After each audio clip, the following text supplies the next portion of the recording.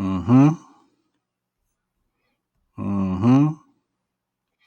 Yeah, y'all thought we was gonna start late tonight, didn't y'all? Ha ha. We was a little late, 2 minutes late.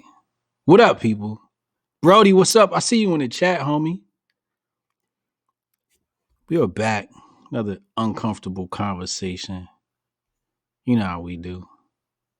If we can't talk what's unpopular, then we're not looking at everything that's on the table. We're not looking at all sides of the argument, all sides of the coins. And these are the conversations that I love to have. I love to have these controversial topics. Today we're talking 5G and COVID. You guys know me. I'm in the tech projects. If you look in the description box, you'll find my tech projects right at the bottom. This series is sponsored by particularly Jiffitas. Yo, Victor Life, what's up, homie? Shout out to the homies in the chat. Shout out to Hotep Dutch in the chat. I see the homies. But today, I have a very, very, very special guest for you. When I say Hotep, I mean this dude Hotep. Like his name is Hotep. Y'all see it. Some of y'all might not even be able to pronounce it. But this man is Hotep to the core. Not that pseudo Hotep that you might hear, rhetoric, da da da da. We're talking about good, hard scholarship. Somebody's gonna provide you with the facts. And today we're gonna talk about 5G and COVID. I'm really excited to talk about this topic, especially with this brother. I think he's gonna come with a very good take, a take that I think I would agree with, and potentially add to. But I think this is a great conversation. But without further ado, I'm gonna go ahead and introduce the homie Djehuty Maat'Ra. What? Greetings of peace, beloved.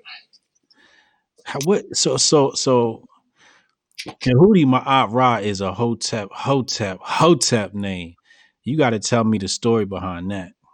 It's a very interesting story. It began in 2000. My name was not Djehuty Maat'Ra, but I started noticing a very weird phenomenon in my apartment. Anytime I was in my comedic section of my library, this is my home library. Here I'm in my office, but in my home library, way more books than I have in the office. I have categories. I have law. I have mythology. I have feminist studies. I have the whole nine, including comedic studies. Now, when I would go to the comedic studies part of my library, I began to hear in a meet Joe Black fashion a whisper that was in my head, but at that time I didn't know it was in my head. And it would say, Djehuty. What the I look around.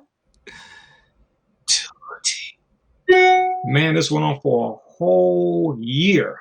I thought something was going on with me because I had my little run-ins with authorities, what have you. And it's like, damn, are they doing something to me? Yeah. And in early 2001, beloved, it clicked. I kept hearing the name Djehuty. Yeah. I also heard Ma'at. Uh-huh. I was able to put it together. I said, you know what? There's no Djehuty after me. I am Djehuty. The message is you are Djehuty. And if you know anything about the god Djehuty, and you can spell it Tehuti or the DJ. I chose the DJ because I like to be different. You're dealing with a dude who had so many deep attributes, which is why initially I didn't want to take the name. I didn't want to deal with the reality of it. But Djehuty being the god of the netherworld, guiding people from one world to the next, quote unquote death, transition, the scribe. And for the life of me, beloved, I could not write. Like I could write, but I could not create a book. I didn't know when to stop. I had so much information. I should say, man, forget this. I can't do this. I'm not going to even write. But when I became Djehuty, who was also known as the great scribe, I could write. Started writing my first ebooks, started writing my first articles. So everything that Djehuty was, I became when I took the name. I got into law. when I changed the name to Djehuty. And Djehuty brought the law from the heavens down to man. Law clicked. Everything clicked. And so I said, you know what? I'm going to rock this name here. I'm going public. I'm already radical. People already tease me that this man changes his name every 3, 4, 5 years. So it's like, what the hell? We'll do it one last time. This name that originates on the continent. You know, because before I was in Arabia, I was in Europe. So this name originated on the continent. I said, this is it. This is my last name change. So that's how I got Djehuty Maat'Ra. Are you Djehuty himself? I would have to say that the personification in this day and age, in this present dispensation. So it's not limited to just one. You're an expression. You're an expression of that. Exactly. I get it. I love it. Exactly. Yeah. That's how I feel. That's how I feel about my homie Jesus. Okay. Yeah. With names come responsibilities. You know, so sometimes it's kind of, yeah, for certain people, I guess it's cool for them to have a name that they don't understand so they can just wild out. You know, because if you got a name with serious attributes, serious responsibility, serious duties, especially in this day and age, man, it can be rough. I mean, I'm not going to fake the funk, man. There are not times when I want to put some rocket boosters on my back, man, and just beam up to Scotty and get the hell off of planet Earth, you know? I have those moments. How do you deal with that? I mean, I deal with it, you know. Being a Taurus, you know, I'm grounded. So I entertain certain thoughts, you know, it's like little movies in my head. And, you know, then I come back down to earth, man. You know, I take my entheogens, you know, I do my spiritual thing, my meditation, what have you, reflect on my life, and I'm good again. That's why you see me tweeting almost daily. Life is beautiful. Life is grand. Like that's not some automatic software type of application that I have installed. Like that's coming from these little fingers every day. Life is grand. Life is blissful. Life is wonderful. And it is. I mean, it's been a hell of a life. It's not that I have a fear of dying.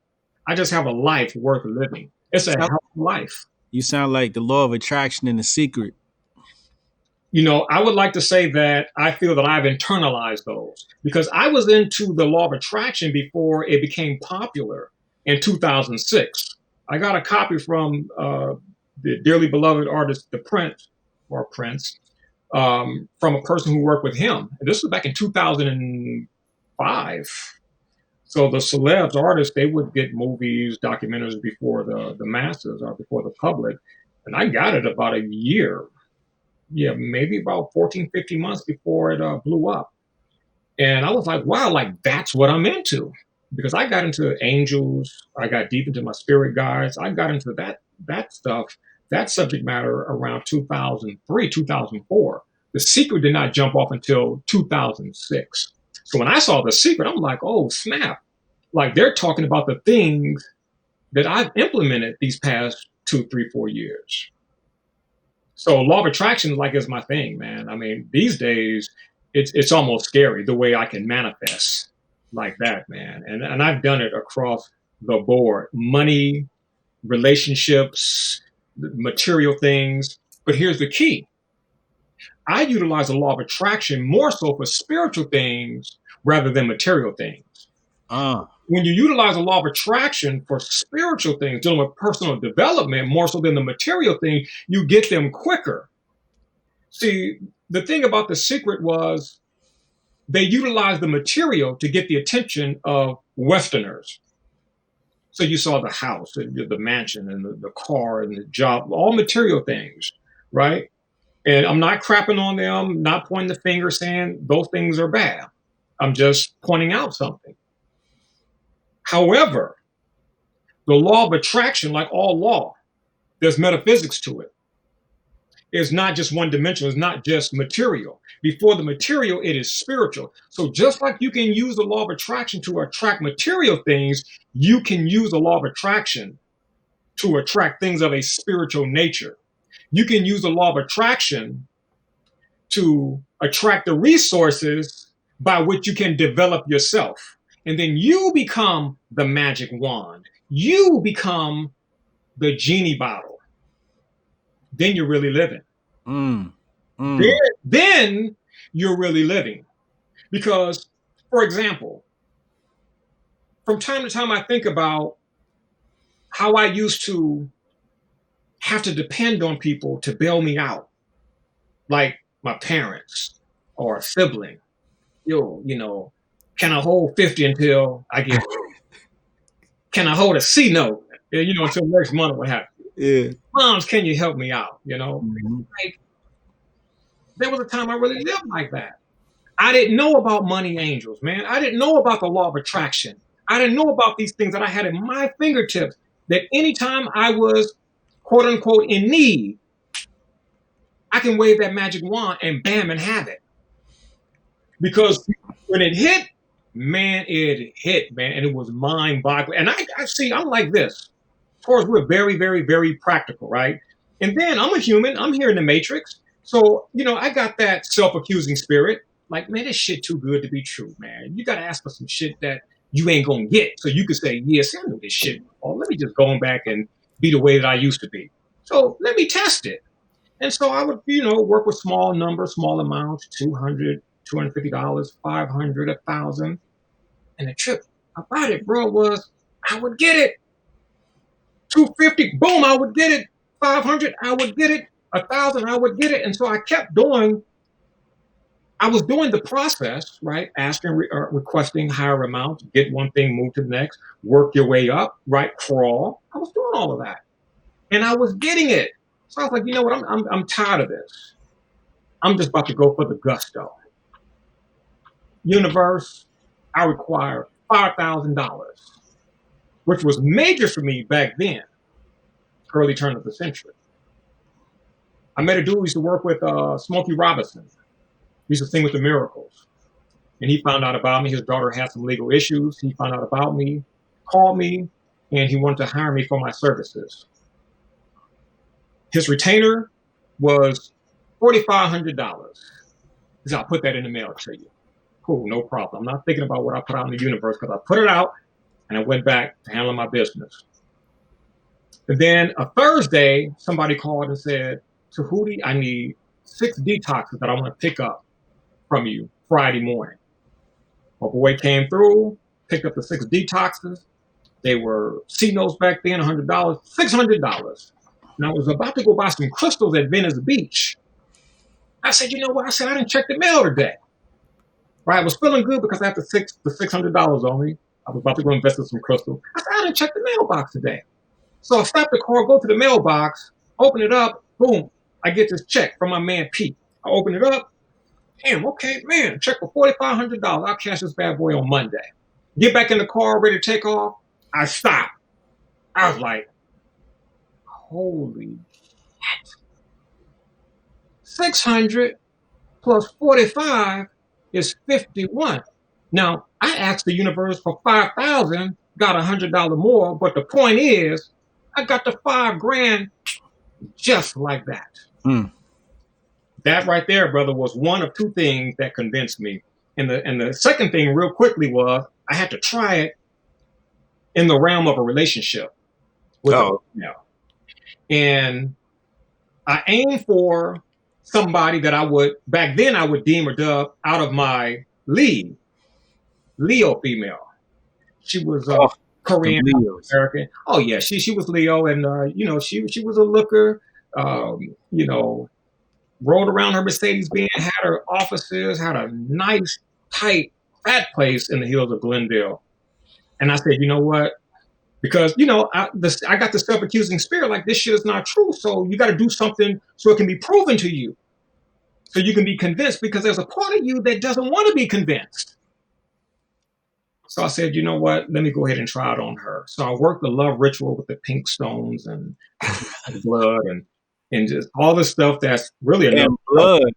There's dragon's blood, which is a resin, which is good fortune, attraction, love, real powerful. The pink stones, your pink aerosol, your rhodochrosite, rhodonite, rose quartz, all of that good stuff. In the love corner, we're dealing with feng shui here, in my love corner, and I'm working the ritual. I kid you not, beloved. After doing this, 2 weeks later, I'm cleaning up the apartment. I'm sweeping the floor, and the doorbell goes off. And I'm like, people don't come by and just ring my doorbell. Back then it was really the authorities, and back then around 2004, I was straight. Opened the door, and it was this particular female, the Leo with Venus and Scorpio in her chart. So she said, Djehuty, I've known you for a long time. And I was divorced too, like 2 years divorced. She was like, Djehuty, I've known you for about a good 7, 8, 9 something years. You were married, so you was off guard, but now you're not. We've never gone out. Djehuty, we should go out. And I'm like, and she walked over to do this too, because she didn't stay that far from me. And when she left, I said, damn, that's kind of strange. Went back to sweeping, had that same moment, man. Like, wait a minute. I'm like my father now. I'll be God damn. This shit really works. 2 weeks ago, I did my ritual for this woman here because I deemed her to be out of my league. Mm-hmm. And she came to me. I didn't pursue her. She pursued me. And I dated her for several months and knew, I just knew that the synastry wasn't there, astrological term. Leo and Taurus is the worst match in all of astrology, at least predicated upon the sun signs. So having a heart, I'm not like most cats who are like, oh man, that's my fantasy. Oh, I'm about to G that. I'm gonna smash them cookies. I'm not the type of dude. I'm like, gee, she's my friend, good person. I don't love her. And physically she's banging and all, but I'm a principled person. I have my own sexual code that I live by that's responsible for my success. I gotta let it go. But the law of attraction works. And that's what I used her for. So I did use her, but in a skillful respect. You ain't cracked them cakes? No, I couldn't do it, man. I couldn't do it. I just came out of a legal situation, man, with the child support system. And so that really did something to me. I was like, you know what? Prevention is better than remedy. I don't care how you look. I don't care what you're talking about as far as your cake and the whipped cream and all that stuff on it. I can't get caught up, so that kind of helped to keep me on the straight and narrow. You're a good man, dog. Hey, man, I have to say that a large chunk of my success is just righteous living.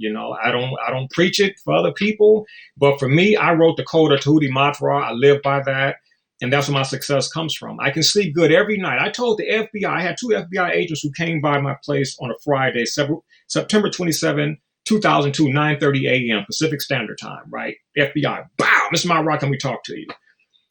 At first, I didn't want to talk to them, but I guess the angels like, go ahead and do it, man. We got you covered, And in that 2-hour dialogue, I mean, it was an interrogation, but it felt like a dialogue to me. I mean, they were really cool, really civil. In that 2-hour dialogue, one of the agents inquired of me why I was so calm. Like, how come you're not afraid? And I guess they really expected me to be, from the other people that they've interrogated. And I said, respectfully, I've done nothing wrong. I live a righteous lifestyle. I know my actions. And he looked at his partner, and then he looked back at me and he said, well, tell me this. What can we do to be as calm as you? And I said, I don't know if that's going to be possible because of who your employer is. Your employer got a hell of a history. I don't know if you can work it, but anyway, I live righteous day in and day out to the best of my ability. Therefore, I sleep good every night. I sleep better than babies every single night. Now, where am I going with this? As I told those agents, the best remedy for a good night's sleep is a clear conscience. And the only way you're going to have a clear conscience is from daily righteous conduct. You knowing what you have done in the day. You cannot be set up because you know what you did that day and the previous day and on and on and on. You think that's linked to depression? You said what now? You think that's linked to depression? A part of it. Like people failing that part of life.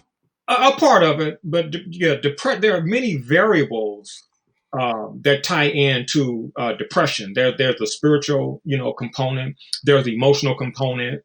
Overall, it's a lifestyle thing, a lifestyle situation. But there are a lot of components to depression. I can go back and to the 1980s with my mom, and her depression. She was depressed, for a minute. And a lot of that was, I would say, the impoverished times. We didn't live in poverty, but we had a lot of impoverished times, a lot of heartache and pain, inability, not being able to, do certain things, manifest certain things, do certain things for yourself, for your children. Next thing I know, boom, mom is straight depressed. After the depression, mom had a nervous breakdown, so, I mean, that's a whole other show in and of itself, but it plays a part, man. It plays a part. I've never been, depressed. I have my moments when I'll think about the world, like, damn, that's pretty messed up how they murdered Dr. King. Like, wow, that's pretty messed up how we got a constitution and they crap on it. Like, that's pretty messed up. My mind is always working, so it's not out. How did they crap on the Constitution? Oh my goodness, man. Oh, well, the first thing they did was they hijacked the de jure republic, the United States of America, that was formed in 1776. And there were like different dates, so you had the Declaration of Independence, but you also had the Constitution, 1787. You had the Bill of Rights, 1791. But when it was done, it was a great document, and if people want to get off into the black man, we were slaves, like that's cool too, but I'm not dealing with that. Overall, right, for this nation, it was a damn good document. It is a damn good document if it's going to be enforced. Right. So when you understand the Bill of Rights, when you understand the articles, the duties of Congress, and lawful money, being a coin, a silver, gold coin, when you understand all of that stuff, man, in a historical perspective, a national historical perspective, mm-hmm. And then you start looking back on the 1940 Buck Act, you start looking back on the 1913 or 1912 Federal Reserve Act that went into effect in 1913. When you start looking at all of these things, you see how these people have crapped on the Constitution. You cannot have traffic tickets with that de jure republic Constitution. You can't even have income taxes. You can't have child support. I mean, a lot of, like, what's going on right now, you could not have that if the Constitution was not crapped on. The states have power. The states, I'm in California. California, we're on lockdown just like all the 49 other states, but it started here. And in many respects, things are a little stricter here than in other places. And we're talking liberal California, right? So when you understand that the states have state power pursuant to the 10th Amendment, which is in the Constitution. You're a citizen, I'm a citizen, right? The 340 million other people are citizens. The Bill of Rights is for us. The Bill of Rights is a part of the Constitution. The 9th Amendment secures all of the previous rights from 1 to 8. The religious freedom and the right to redress, get redress from government, petition the government for redress of grievances, and the right to be secure in your person, and just the whole 9 up into the 8th Amendment, protected by the 9th Amendment. And then we jump from the 8th over to the 9th, and we get to the 10th, which give the states their right for state sovereignty. So now you got the state of California, and probably like the state you're in, doing the same thing. You can't do this, you can't do that, pursuant to, this is a city document, but a public order or a state emergency order, not a law, but an order. We got problems. Because if your power comes from the 10th Amendment, hey man, I wasn't the best when it came to math, but I do know that 9 comes before 10. And if the 9th Amendment secures me all of my rights from 8, 7, 6, 5, 4, 3, 2, 1 going backwards, how in the hell can you use the 10th Amendment to deprive me of what's guaranteed to me in the Bill of Rights under state powers? Because I have the law dictionary right here with the case law in it. The state powers come from the authority of the 10th Amendment. And the states do have a quote unquote sovereign power, but subject within constitutional limitations. And what are those constitutional limitations? Some are applicable pertaining to government, but most deal with us. You cannot take away the rights of the people secured by the Constitution. You cannot expect me to convert my right into a privilege and then charge me a fee to have a license to exercise the right. In other words, this is a case, Murdoch versus Pennsylvania, 319 U.S. 105. This is the case law for people who want to look that up. 319 105, Murdoch versus Pennsylvania. A state cannot convert a right into a privilege and require a license and a fee for the exercise of the right. Well, what happened to the right to travel?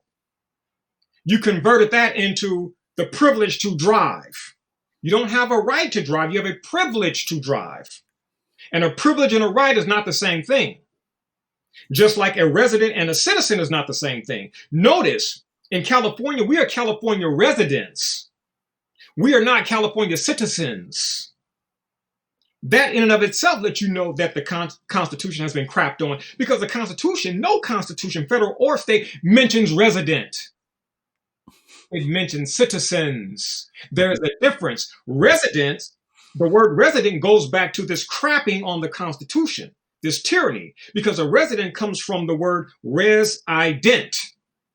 Res in law means property or thing. Ident is short for identification, to identify. So a resident is a thing to be identified.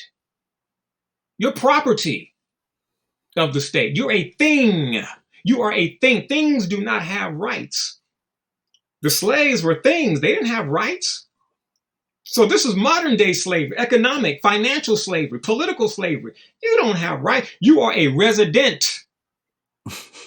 Wherever you go, New Jersey, New York, Ohio, doesn't matter. You are a thing to be identified.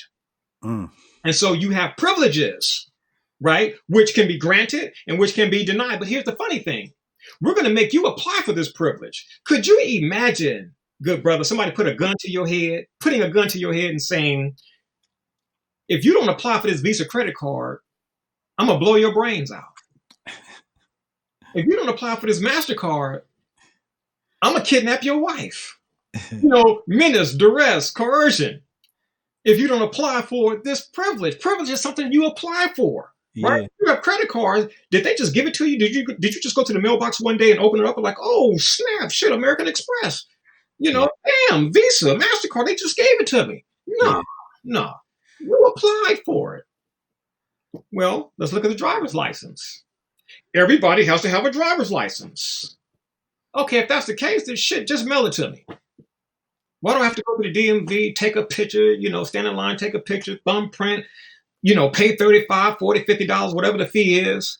Why do I have to do all of that if it's a privilege that I have to apply for? Why? Because you are a thing to be identified. Coercion, we got that gun to your head. We're going to make you apply for this privilege. Now, we ain't really tripping on the Visa and the MasterCard, what have you. Hell, we'll get you through work. We'll make you get a job, and we'll get our money through your paycheck. Deductions, which deals with the crapping of the Constitution. Because most people think unemployment insurance, disability insurance, what's the other one, that the federal one, Social Security. Do you know that most Americans think that those things are really insurances? And do you know that these people think that every pay period, when they look at their check and they see, damn, okay, Social Security got me for this, Medicare, Social Security, Medicare got me for this, the state of California, the state of New Jersey, New York got me for this because of state disability. Damn, they got me again for UI, for unemployment insurance. You go down the list, be like, damn, the federal government got me, the state got me, but shit, I'm covered, right? This is insurance. Some people like, you know what, hell, I would want to do it because I want the insurance.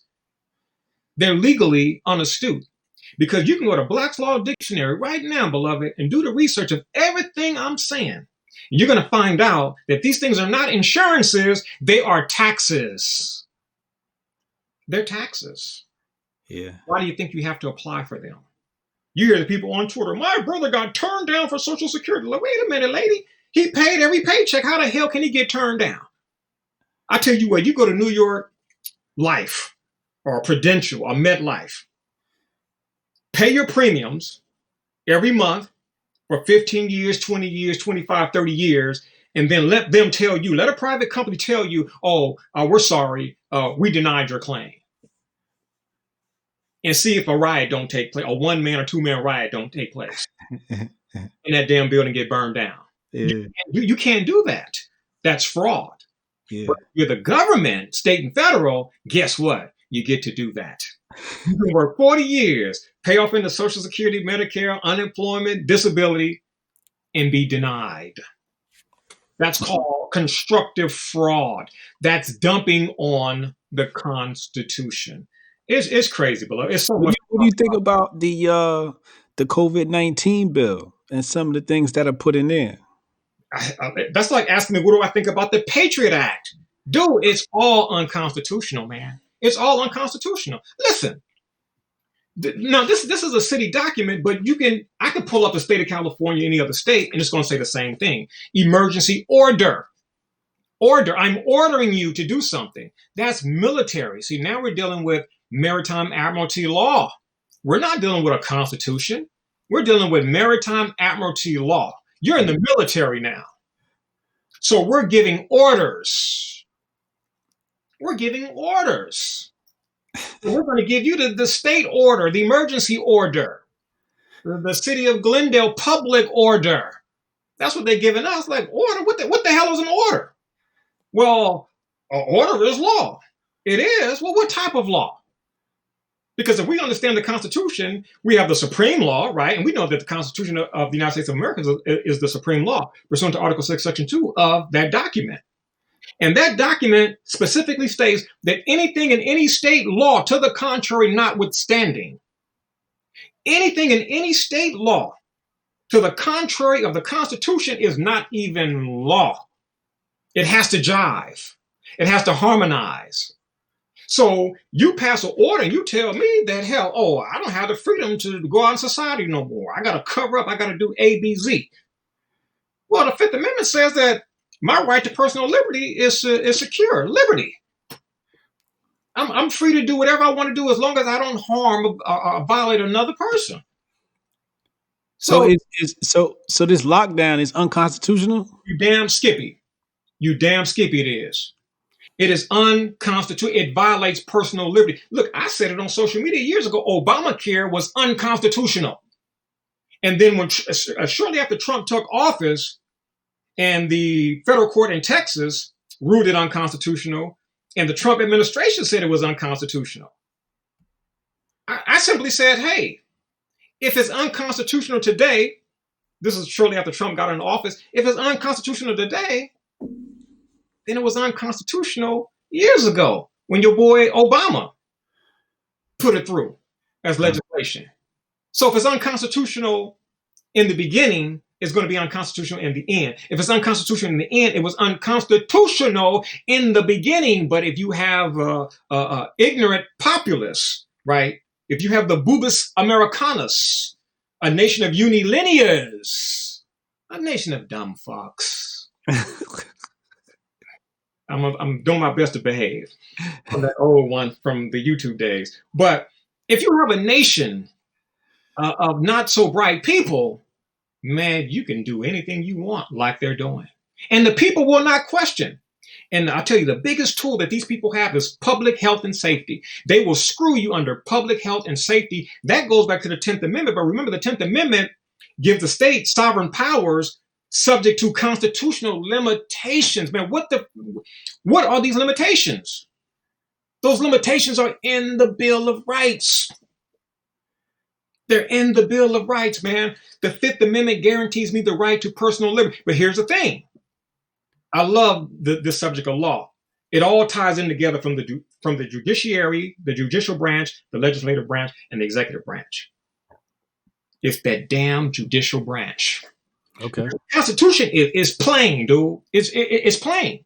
See, when you start dealing with those judges, the gatekeepers, they're the ones who can get gangster with it and say Obamacare is constitutional. How the hell is Obamacare constitutional when it forces me to have medical insurance? Man, I'm into naturopathy. I don't deal with no goddamn allopathy.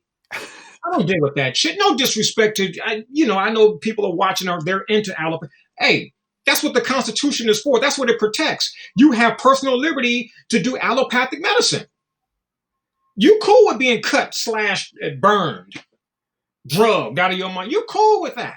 And I say you should have the right to have that happen to you. You should have the right to have chemotherapy and your hair fall out if you want it. eyebrows falling out, palms yellow, the soles of your feet yellow. That is your right. But when you force it on people who don't want that, people who are into homeopathy, naturopathy, now you got tyranny, man, because now you're violating their personal liberty. And what happened to the 14th Amendment? Equal protection, equal treatment and protection under the law. How come the naturopath or people into naturopathy, how come we're not treated the same as the people who embrace allopathy? Well, what happened to the 14th Amendment? What happened to equal treatment and protection? Did Obamacare cover homeopathy? Did Obamacare cover naturopathy? Did your insurance pay for your yoga, your meditation, your acupuncture, your acupressure, your infrared therapy? Did it pay for that? Hell no, it did not. It paid for your drugs, you goddamn drug thing. That's what it paid for. Yeah. It's unconstitutional, man. Basic and it's so basic. Man, I got pulled over twice here in the city of Glendale, right? Cop gave me a ticket. The first time I actually went to jail, I was doing my sovereignty thing, but I only had 2 incidences, right? Got the citation. The city attorney got involved. It was a major case. Like, yeah, we're moving against you. We're going to teach you a lesson. That happened to me twice. Won both cases. Piece of cake. And look, check this out. The second time, I was really guilty. I was on a cell phone. It's against the statute. I was on a cell phone. But look, brother, I'm not going to make their job easy. Oh, come on, sir, just tell me, where are you on your phone? I'm not going to give you a ticket. I'm like, you know what? You sound like a real cool police officer. But you know what? I have to invoke my constitutional right. Too many Americans are not invoking it. They're letting that beautiful document go to waste. I can't do that. You could be telling me the truth, but no. I'm going to exercise my right to be silent, backed up under California statutory law, evidence code section 940. That's the right to remain silent. He was like, okay. And he went do, and he filled out the citation, the ticket, right? The ticket, which was admission into court. You know, anytime you want to be admitted in something, you have to have a ticket, right? You can't go into the movies without a movie ticket, right? You can't go to the concert without your concert ticket, right? You're going to see Shin Yun, you got to have a ticket to get in the theater to see Shin Yun. Well, if you want to see that stage production, right, called criminal traffic court, you got to have a ticket. You have to be admitted. And so he gave me my ticket. So I was admitted to play the game in the traffic court.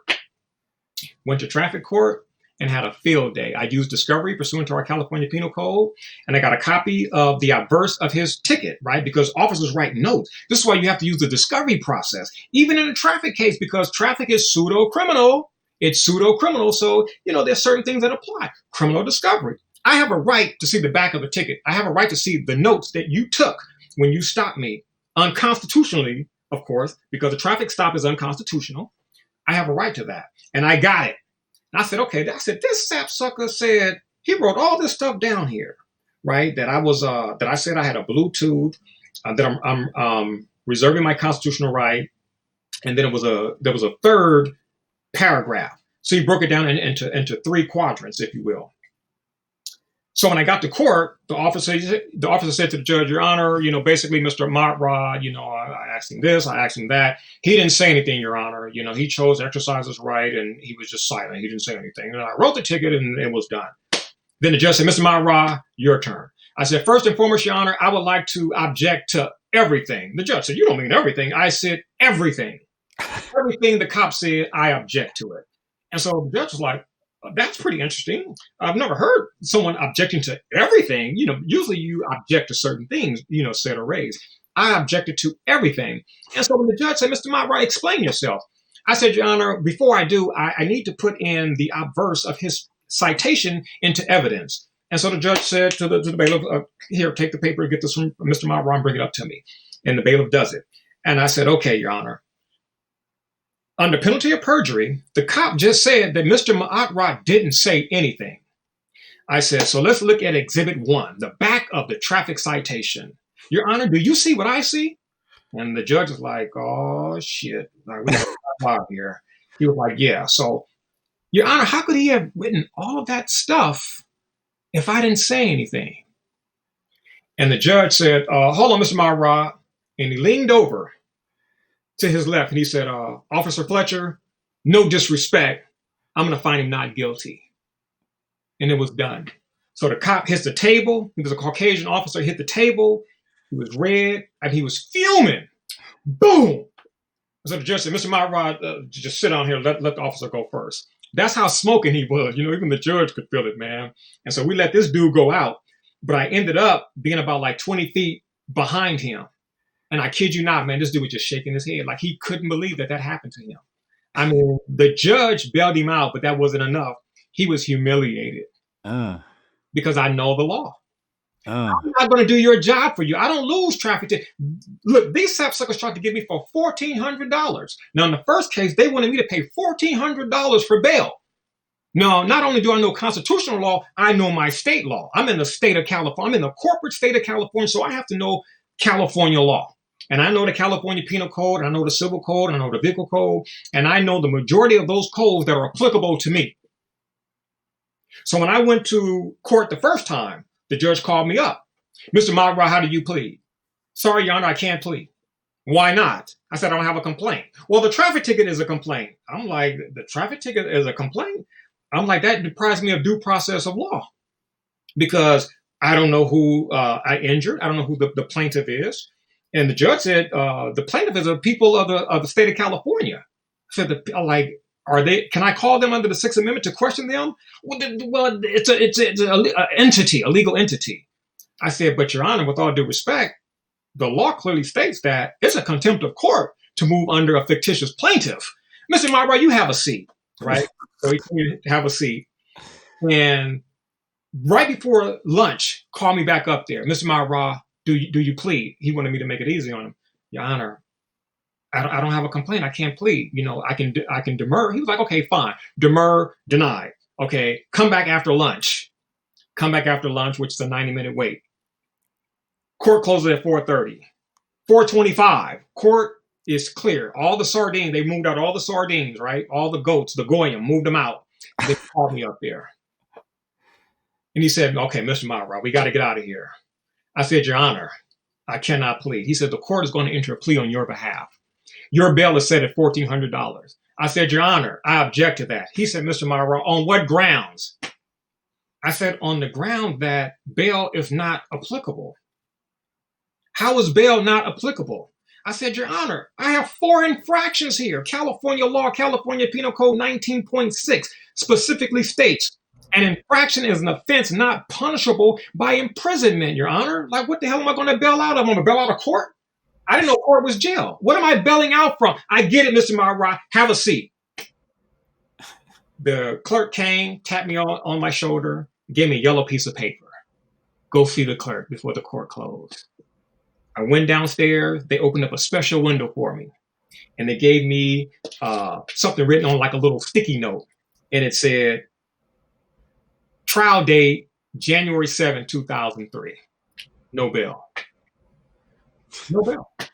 Why no bail, beloved? Why no? Look, I'm not the average person. An infraction. You cannot go to jail for an infraction. You can't go to, even if you lose, you can't go to jail. So what are you bailing out from? Bail legally means to procure release of a prisoner. You're not a prisoner when you go to court. You're a litigant. See, like Common said, it's the words, man. It's the words. And in law, it's the words. And I knew that. And I knew the California Penal Code, it specifically stated, right? It piggybacks on the Vehicle Code. The Vehicle Code says, in order to deal with bail, you got to go to the Penal Code. And the Penal Code, which is 1275 here in California, it says to set, reduce, or deny bail. And then there's 4 elements, or I should say 4 criterion. In order for a court to set bail, to set, reduce, or deny bail, 4 things that the judge or the court must take into consideration. The seriousness of the offense, the threat to the public, the defendant's past criminal record, and the defendant's likelihood of coming to trial. Those 4 things are the basis to set, reduce, or deny bail.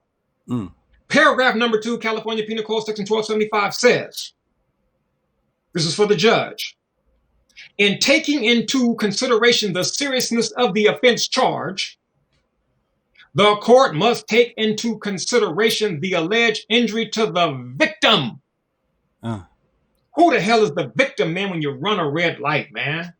Who's the victim? What person have you injured by not wearing a seatbelt? What person have you injured by making a U-turn? See, it works if you're ignorant, man, but see, if you're astute, man, if you're conscious, it cannot work. And you're not a threat in the sense that you're not waving a flag telling everybody else what you know. See, when you know and say, listen, you guys are a bunch of goddamn criminals, a bunch of goddamn frauds. And I know the game, but I'm not trying to pull the plug. I'm not trying to, pull the curtain back to expose you guys. I'm simply keeping my money in my pocket. Yeah. That's it. And so when you come at them from that angle, you don't have any problem. It's respect. You get to walk. And that's what happened to me. And so when I went to trial on January 7, 2003, man, I had all these legal books, man. I filed a foot thick of legal documents, brother. I filed all type of motions and demurs and all type of proposed orders. Man, 1 foot thick of documents, man. Judicial notices. Man, I filed everything. And so when the judge said, People of the State of California versus Maat'Ra, I was like, here we go. Here we go. I'm ready to duke it out. Man, would you believe I didn't say nothing? You didn't say nothing? I didn't say nothing. So as I got up there, he said, pursuant to California Penal Code Section 1343, subsection 2, this case is hereby dismissed for nolle prosequi. Mr. Maat'Ra was supposed to have a trial within 45 days. At 60 days, 15 days beyond that period, the case is dismissed. Mr. Maat'Ra, you have a good day. I said, ain't that a bitch? Because they saw all the things, all the cases you filed. All day long, bro. I be having fun with it, man. Fun with it. But again, it goes back to, I know the Constitution. And see, they can't tell us, hey, listen, guys, we've shitted on the Constitution, man. Like, look, we've hijacked the de jure republic, right? This ain't no goddamn democracy. Like, this is a republic, right? You read the Constitution, Article 4, Section 4, it says the Congress shall guarantee to every state of the Union a Republican form of government, right? When you do or say the Pledge of Allegiance, I pledge allegiance to the flag of the United States of America and to the republic for which it stands, right? Right. Yeah. Remember that song, the battle hymn of the republic, so when you study the history, you never see democracy. Right. You only see republic. Right. And most people today don't know the difference between a republic and a democracy. Correct. And if you take the legal definition of democracy by the United States government in general, the former or defunct War Department, 1930, it clearly lets you know what a democracy is. It's the rule of the mob. It's taking your shit without due process of law. It's gangster. It's a Meyer Lansky type shit. Some Lucky Luciano type shit, mafioso.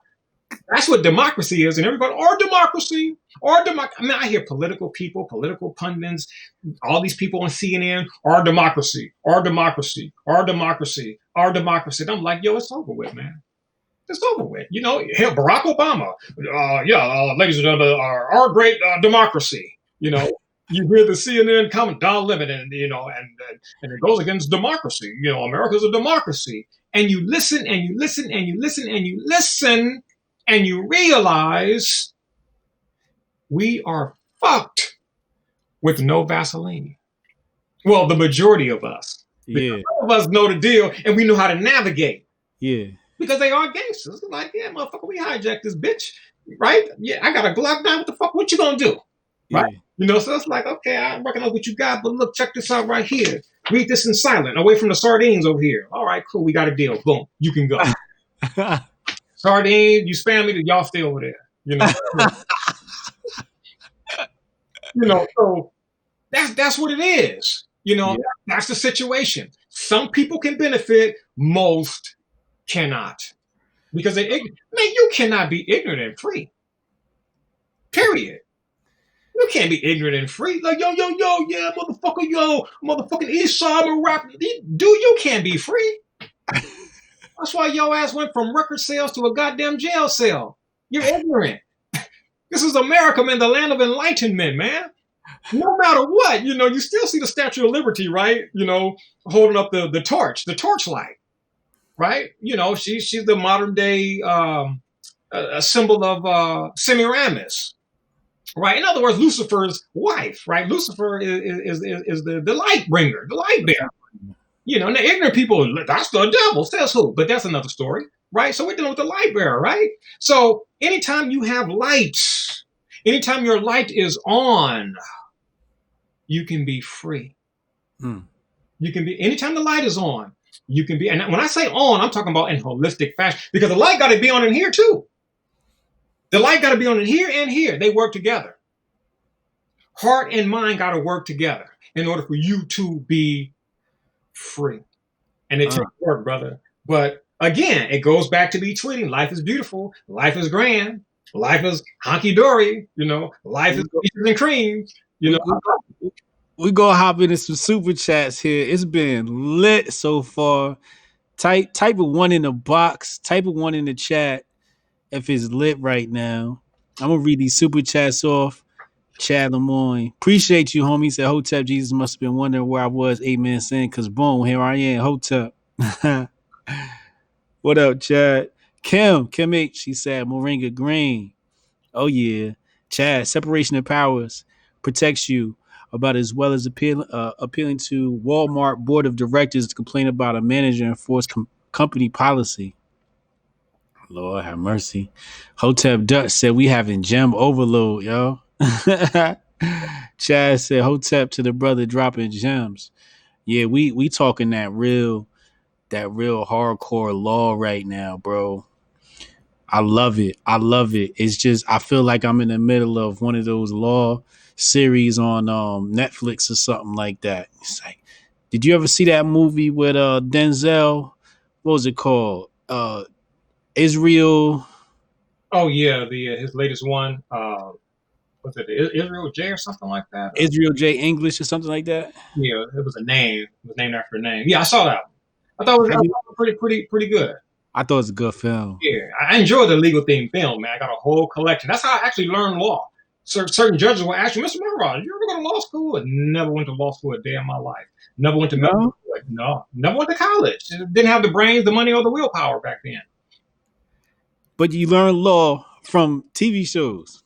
Not really, but let me explain to you like this.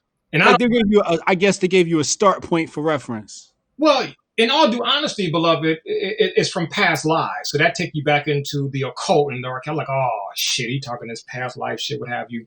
But I've done the sessions, right? And what came out of it was like books, living in a log cabin and books and having white men during the revolution come to me for law. Like it makes all the sense in the world because it comes like this. I didn't go to law school, but I got it. I went up against the lawyers, went up against the judges.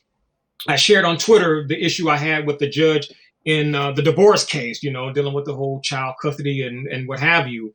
And I was successful, So a lot of people can watch legal shows, but it's not going to be enough for you to get in court and, to be Bruce Lee with some nunchucks, some intellectual verbal nunchakus up in that bad boy, So the shows come in handy, teaches you how to walk and talk, what have you. But you got to crack open Black's Law Dictionary. You got to crack open Bouvier's. You got to read the various books. I'm more of a constitutionalist, so I'm into Thomas Paine. I'm into the Federalist Papers. I'm into Blackstone commentaries, of the common law. I'm into Locke. I'm into those individuals, Clarence Darrow and Abraham Lincoln, who never went to law school, right? But he was a lawyer, became president, I'm into that aspect of law. I'm into jurisprudence, the philosophy of the law, in addition to the quote unquote practice of the law. And see, the key thing is I understand sovereignty and where the Moors are coming from. I understand all of that. Okay. And these people are on the money. But what I know, and a guy from Hawaii just sent me the information that I was talking about. He said, Mr. Maat'Ra, this is what you were talking about when the courts was given a document to teach them how to deal with these quote unquote sovereign people, right? And I just physically got my hand on that, but I met a guy, and I don't know if he was a government agent or what in the early 2000s, but for whatever reasons, and I attribute it to my, Libra in the 12th house, Placidus Or, But things just always come to me my whole freaking life. It is the most mystical, magical life, man. A great life. I get everything that I require and when I'm supposed to get it. And so I'm with these sovereign people, and we had a couple of CHP officers in there and a couple of attorneys. And it was like this little underground, like little clique, kind of like what Denzel was involved in the Great Debaters. Okay. And it was this white dude, right? And I was in the back by the materials, the VHS or the DVDs or the CDs, what have you, booklets. And then he came up to me and he said, you do know the Internal Revenue Service is going to crack down on the sovereign movement. And this was like 2003. And the government hadn't really cracked down on sovereignty the way they would and the way, they did eventually. And I was like, really? Because they were kicking behind back in those days. You read Beckman and them, Joe Bannister. I mean, people were kicking behind it, except for the few blacks. What's the sister in Atlanta, Sherry Peel Jackson? They made an example out of her. Lauryn Hill, they made an example out of her. Wesley Snipes, they made an example out of him. But and a few of the whites they did too. But like all the blacks just lost. And what was missing was the spiritual aspect, the spiritual logic, the spiritual reason. Because remember, we're citizens of two worlds, material and spiritual. They work together. You can have your stuff together materially, but if you lack spiritually, it's a wrap. When we say, be ye wise as serpents and gentle, humble as dove, that's spiritual. That's coming from the Bible. That's the spiritual aspect. You have to use that in a court of law. Like in my cases, I use biblical quotes, Quranic quotes, spiritual quotes, because that's law. It's coming from spiritual law. And that's what protects me. Be ye wise as serpent. It didn't say, be ye humble as dove, then be ye wise as serpent. It said, no, be ye wise as serpent. That comes first. Wise. And what is wisdom? The ability to live life skillfully. So you can't go in court, yo, you motherfucker, y'all know, yo, fuck that shit. You motherfuckers took oath to the Constitution. You motherfuckers work for me. You understand? I'm the motherfucking employer. You the motherfucking. You can't go to court talking like that. And look, truth be told, you can't be on the street talking to 5-0 like that because they're an extension of the law. And you see the outcome of that. Now, I've been hemmed up damn near 45 to 50 times, no lie. Right? I didn't have the DEA and I had the FBI and I had the state of California, Los Angeles County. Like I've had my run-ins with authority, right? And that's just some stuff that's in my chart, right? I have 3 planets in the 7th house, which is relationships, partnerships, marriage, divorce, contracts. It's legal. That's our legal house. So that's just a part of like what I have to deal with in this lifetime to learn certain lessons. So that's why I'm always hemmed up in something legally, 9 times out of 10, I'm the plaintiff, not the defendant, but still, whether defendant or plaintiff, I learn. So, but to just wrap this up, this dude came out of nowhere and said they're going to crack down. And man, I tell you, they cracked down. I met Lynn Meredith. You can look her up, Lynn Meredith. She's the author of How to Cook a Vulture. She was tight when it came to the law in relation to the Internal Revenue Service and taxes. Well, the FBI cracked down on her, some other agencies cracked down on her, and she caught a case. She lacked spiritual wisdom. She went on 2020. I believe is that Barbara Walters? Is she the yeah. She went on 2020 with Barbara Walters and slammed the United States government. And I'm sitting back watching like, you didn't messed up, lady. You have, what? You have just won your invitation into prison, federal prison. It's just a matter of time. And I told people this too. When I go public with something, beloved, 99.9 times out of 10, I'm on the money. I said, she's gone. And sure enough, she was gone. And I met right before they convicted her, I met her at downtown at the federal court. And it's like the spirit guy says, don't take the elevator, take the stairs. And I took the stairs. And I came to the 2nd floor and I saw this special proceeding, which was a crapping on the Constitution type proceeding because we the people have the right to sit in on trials, but right. not this one, because they don't want the American people to hear this stuff and say, well, damn, that sounds about right to us. Like, fuck it, let's do what she's doing. They don't want that. And I met her and I said, Miss Meredith, like, are you afraid? How do you feel? And she was like, no, I feel fine. I was like, you really think you're going to win against the government? She's like, shit, yeah. Yeah, she won, all right. 10 years federal prison time. And I called it. And she was on the money, but you can't expose these people. I don't have any plan to expose these people. When my man Gump and my cousin Dennis was like, hey, look, man, we're going to pull the plug on the United States of America. We're going to expose this fraud and liberate the people. Like, yeah, right. Like these people want to be liberated. Are you out your fucking mind, man? Shit, America is great to these people. They don't care about no constitution. They care about fucking being able to go to Starbucks and drink some goddamn lattes and do some hookah, go to the hookah club and to the strip club and and to church and to shopping, the malls. That's America to these people. Can you tell me the 10 bill of rights? The 10 bill of what? Man, get the fuck out of my face, man. They don't know. But America's honky-dory. America is great without knowing the law. Listen, man, the laws are no good unless you have people to enforce the laws. And you don't even have rights unless you know your goddamn rights, man. And the majority of the American people don't know their rights. You interview them, they smile. You say, "What's the fifth? What does the Fifth Amendment say?" Oh, I don't know it. And they start laughing like that shit is cute. You dumb fuck! You are surrounded by criminals. You laughing like, "Oh, I don't know. I'm sorry. I know I should know, but I don't." Somebody said something about Walmart, what have you. It's like, I hear all that, but you gotta use wisdom. You gotta be able to navigate. You gotta be able to navigate. I'm not here just talking some shit. You can call me on anything I'm saying here. Like I'm in an office. I got all my family court documents 20 feet away. I got custody of my boys. I don't pay no child support. I went through that whole system. And like most men, I had to climb up that mountain because I got hit with everything.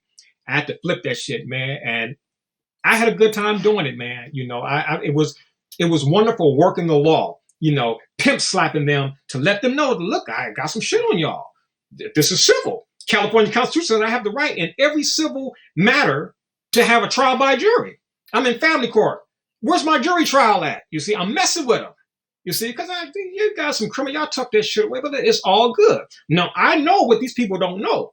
Now, I'll kick up some dust here if need be, but just understand I know. So let's go down this path right here. I'm going to come with some law, and don't think because I'm pro per or pro se, whatever you see me as, don't think because I'm that you can screw me over because I'm dealing with a professional attorney. I don't give a damn about a professional attorney. I don't give a damn about the judge. I don't give a damn about the guardian ad litem. I don't care about any of that. I am Maat'Ra. I am the law. And I don't say that egotistically. I'm seriously talking about the God is Ma'at. Yeah. I don't need no books. I don't need no papers to tell me to do the right thing. I don't need nobody to tell me to pay child support for my children, my biological children. I don't need that. I don't need you to tell me to do the right thing. I've internalized that. You see, so I went to court with that, and so I walked out with everything that I wanted, pursuant to the law. Back to the lawyer. Back in the day, I remember this black lady on YouTube telling everybody you can get away with taxes. Is that the lady you talking about that you ran into? No, that's Sherry Peel Jackson from Georgia. They spanked her. Did they? They spanked her, man. Yeah, that sister was in cold jail cells, no covers. They spanked her. They spanked Lauryn Hill. They spanked Wesley Snipes. I was not able to connect with these people, but if I could have connected with Lauren, baby, the judge is giving you a way out. Miss Hill, did you willfully do it? Or did you willfully do it, or did you not willfully do it? Legally, that makes a big difference. Because when you willfully do something, you're like, fuck you. Like, yeah, I know what the fuck I'm doing. Fuck you, I don't respect you. Fuck you, yeah. That's what you're saying. But if you say, well, it wasn't willful, it wasn't intentional. I was misled. I was doing it because I thought, bam, bam, bam. It was not my intent to disrespect the authority of the United States or the court or whatever. Right. She didn't do that. She was like, yes, Your Honor, I intentionally did it. My life was in jeopardy and my children, what have you. And I was like, she's gone. And sure enough, they found her guilty. And Wesley Snipes, I'm like, bro, why are you putting your stuff out in the public? Why would you do that? There are people who lawfully do not pay taxes, but they don't pimp slap the United States government. I'm like, yeah, motherfucker, I'm supposed to pay, but I'm not. Fuck you. They're smart enough to just low profile and not try to teach the ignoramuses out there who don't want to pay taxes because They want to just be stupid. Like, okay, shit, that's more money for the strip club. So shit, I can go to the strip club on Tuesday, Wednesday, not just Friday. Shit, I go there motherfucker on Sunday if it's open. People want to do stupid stuff. That's not, it's not going to ride like that. Like, no. See, in order to be free, you have to be conscious. You got to have discipline. The American people don't have no, we don't have no discipline. Look at us right now. People going crazy in their own fucking home. I could see if you had to self-quarantine, if there was an order that said you have to go to your neighbor's house to be self-quarantined. You have to go to a stranger's house. I could see people cracking up going crazy in a stranger's house. Man, these sapsuckers are in their own goddamn homes going crazy. And for the life of me, man, I just cannot relate because there's no place like home. Like you're at home and you're going crazy. Yeah. Your hair out, you're screaming in your own home. That's insane. But they know it. They know it. People not used to dealing with themselves, man. People not used to being around themselves. They used to being distracted all day long. I had a ex-girlfriend. Her mother had to turn on the radio, television, to always be hearing something. And I remember telling her, like, why don't you turn off the television, turn off the radio, and sit in silence, you know, and meditate. She said, "Oh no, I couldn't do that. That would be horrible." Why? Chattering monkey, man. Yeah, they said. Yeah, somebody said. I had a similar experience with I forget who this was years ago. It was a female. And they said pretty much the same thing. Like that sounded like a scary experience to sit with their thoughts. She said, I think she literally said, I think I would go crazy if I did that. A lot of people would, and a lot of people are, you know, like I tell people, the inconvenience to me is very, very, very, very, very, very minor because I'm still doing what I was doing pre-COVID-19. I watch a lot of movies, man. I study movies. I watch a whole bunch of documentaries. I read a whole bunch of books. I like to consult with divination oracles, what have you. I like to use my oracle tools, divination tools. I like to listen to music. I like to dance and high five my angels. Like, that's my life. Good. But the average person can't say that. So the average person is going crazy. The average person will give in to a COVID-19 vaccine, which they are working on. The average person will submit themselves to a COVID-19 test that will be suspicious. The average person will submit to a COVID-19 or just a general vaccine immunity waiver or immunity card. The average person will submit to so much because the average person is not cultivated, is not developed. The average person lives in ignorance, lives in fear, lack of discipline. What's your take on the vaccines? Do you agree with vaccines? Do you think, vaccines are good or bad? Or there are two answers. There's a respectful answer whereby I am pro-choice. That's being objective and respectful. And what's the other one? Now, subjective and just being straight up South Central G-ster, I don't fuck with no vaccines. I'm anti-vaccines, man. Look, all these books here, this are all vaccine books. All of these books from the 1700s, 1800s, 1900s, up until the present time with more books on the way. I don't play. Right behind your head is vaccine books? All this. All right, grab that one. Grab that green one right behind your head. On your other shoulder. Well, this is not. All right, grab that one. Now grab that one. This is the vaccine book, Making the Right Decision for Your Child. This is a neutral book. A lot of these books are neutral. Some of them are pro-vaccine. You see, so I'm not some person that, hey, man, I don't believe in vaccines because A, B, C, D. I read the neutral stuff, and then I read there's some books that are pro-vaccine. And then I also have legal stuff, things from the authorities. See, what a lot of people don't understand is One of the reasons why I was successful in family court, because the vaccine thing came up and it's not supposed to, but it did. But I will tell the American people this: you had better learn law. Yeah, they crapped on the Constitution, they're criminal, they're frauds, what have you. But there's like this secret deal that was made that if you know the Constitution and you put it in paper where a judge can read it and we know what you're about, then you got a green card, a green pass, a green light. Okay.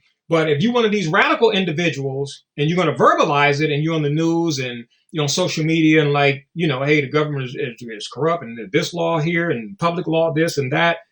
Nah, not going to work. But in my case, the whole vaccine thing came up and I had some issues with the judge, which I checked him on. But I was able to rely upon the law. Look, okay. Yeah, the law, here's the law, 42 USC United States Code, Section 300 AA-342. Okay, that's federal law that states vaccines are unavoidably unsafe. And they had to make that law to give immunity to the vaccine makers. So they put it in a law. This pretty much forms the Childhood Vaccine Injury Act of 1986. So people, you can go there. I'm not a person who just talk. Like, I'm very studious, man. I'm all about the facts. I have Mars and Gemini, so that's what I do, debate. And I'm not about to lose to no goddamn idiot, or to a unilinear. I refute that. That's just not going to happen because we're living in very scary times. I remember I had a doctor that was pro-vaccine. I said, "Yo, I'm about to bring you on my channel to debate Djehuty." She said, "You know what? I ain't want to debate no more." I don't care who it is. Like, we can do it. Like, we're talking right now. But if somebody's a doctor and pro-vaccine, I will get in this here and I will send it to you with the case law of the authorities, all of that good stuff. All right, so we're going to debate right now. I'm going to take the pro-vax side. You're going to take the... I just didn't want to play devil's advocate like we ain't got too many of them. Go. Go. Let's do it. Go. You ready? Go ahead. Coronavirus has killed thousands of people across the globe. People in Italy are dying. We need a vaccine to stop this. Vaccines are safe. It cured polio. It prevented people from getting smallpox and chickenpox, and we have to vaccinate our children, especially at birth.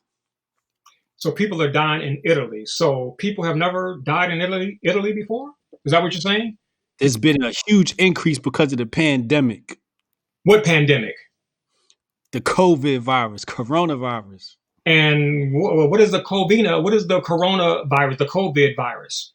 The COVID virus is the virus with flu-like symptoms. Flu-like symptoms. So we have a virus that has flu-like symptoms, okay? And so what do those flu-like symptoms do?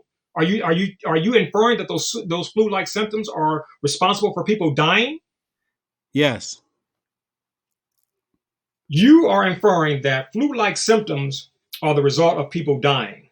And you're going to tell me that we need a vaccine for people dying from that which is flu-like. Flu-like means like the flu. Right. We are back at the flu. You already have a vaccine for the flu. Right. What the fuck are you talking about then? Well, we got the flu vaccine and it's helping people with the flu. It's helping people with the flu. What does that mean, helping people with the flu? What does that mean? What that means is if it wasn't for the vaccine, more people would have the flu in America. So you're telling me that the flu vaccine is saving lives? Yes. What number? What's the ratio? I don't know. You're debating on something that you have no knowledge of. Like, how intelligent is that? How am I supposed to debate that? That's what people say. See, that's exactly what my man Earl Nightingale said. People are doing things predicated upon what other people say and what other people do. Hey, look, I'm not a unilinear. I'm a quark reversal. Okay. I'm a black sheep. I'm not a white sheep. I'm a black sheep. I go my own path. And right. So how can you tell me that vaccines are bad for me? You haven't told me how they bad for me. I just told you that, they're saving people from polio and flu. Okay. Well, since you don't have time, we don't have time to get up into the resources because Americans don't like to read anymore unless it's on a screen, right? This man taking his jabs, right? Okay. Vaccines not being safe. Your Congress, again, in 42 USC, United States Code, Section 300 AA-342, even these people are pro-vaccine. And they say vaccines are unavoidably unsafe. Your government, who's fucking you over right now, they have told you in the law books, these things are unavoidably unsafe. They're telling you these things are unsafe. How can you debate me when your authority, your master, your God, your ruler has put it in black and white and made it the law? But you don't know what's inside the vaccine. I don't know what's inside the vaccine. I don't. Do you? I just listed that on Twitter the other day. Yeah, here. Let's go over some of the things in vaccine, and then you tell me if you would eat them in a burger or on or in some ham hock or some Vienna sausages, or some crackers or what have you. And let's look at some of the ingredients, right? And you let me know if these things are mouth-watering, if they're succulent. All right. All right. Okay, maybe the wife can get down with some aborted fetal tissue. Put that in tonight's dinner, some aborted fetal tissue. That don't sound too bad, like I'm a Catholic. We drink the blood of Jesus Christ every Sunday. Okay, no problem. Bloop. Acetone. Who? Acetone. The stuff they put in nail polish. Chemical. We could pass on that one. Okay, how about aluminum? We might need a little bit of metal, man. Aluminum, then that's brain damage. Okay, that's Alzheimer's. The aluminum, but that'll mess that brain up there. But that's your choice, and I'm quite sure most Americans have already OD'd on aluminum, which causes brain damage, and is a neurotoxin, right? So you're saying we need a little neurotoxin? You want some poison for the brain? Uh-oh. You can't be an intellectual. You can't be smart thinking that you want some poison for the brain. Uh-oh. Okay. How about some, you guys are good on antibiotics. How about some bovine albumin? Bovine animal. Bovine what? Albumin.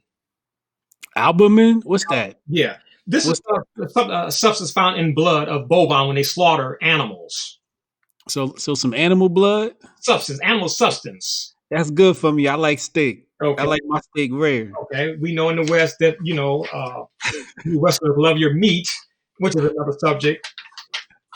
Put that right in my veins. It'd be good. How about some dog kidney tissue? Who? Dog. Roof, roof. Bark, bark. How about some dog kidney tissue? Dog kidney tissue. Oh, now don't give me that face there, because if you like your meat, your chicken, and your pig, you should like cat, dog, snake, alligator. Why do you discriminate against certain animals? Meat is meat, right? Dog is man's best friend. What that got to do with anything?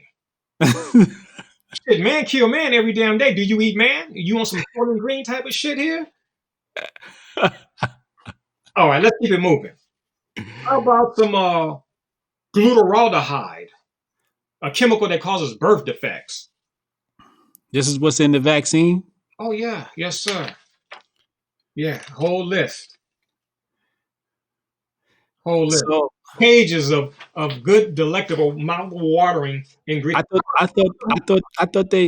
thought they inject the virus, pieces of the virus into me. Actually, we didn't get to that yet. But how about some? Now, this sounds really good. I think you're going to really vibe this. How about some monkey testicle tissue? You down with the monkey testicles? Yeah, they put monkey balls. They put monkey balls in the vaccine. You down with the monkey testicles, man? Yo, that's why I clock out. I'm good on vaccines. Hey, man, and that was just the easy stuff. This is like 25 pages of personal notes that I have in my phone that I printed before the show started. But this right here is TNT, because this has the law, it has all the videos, it have these books. As a matter of fact, you can go to the website, the DMR Herbs website, and I list all these books.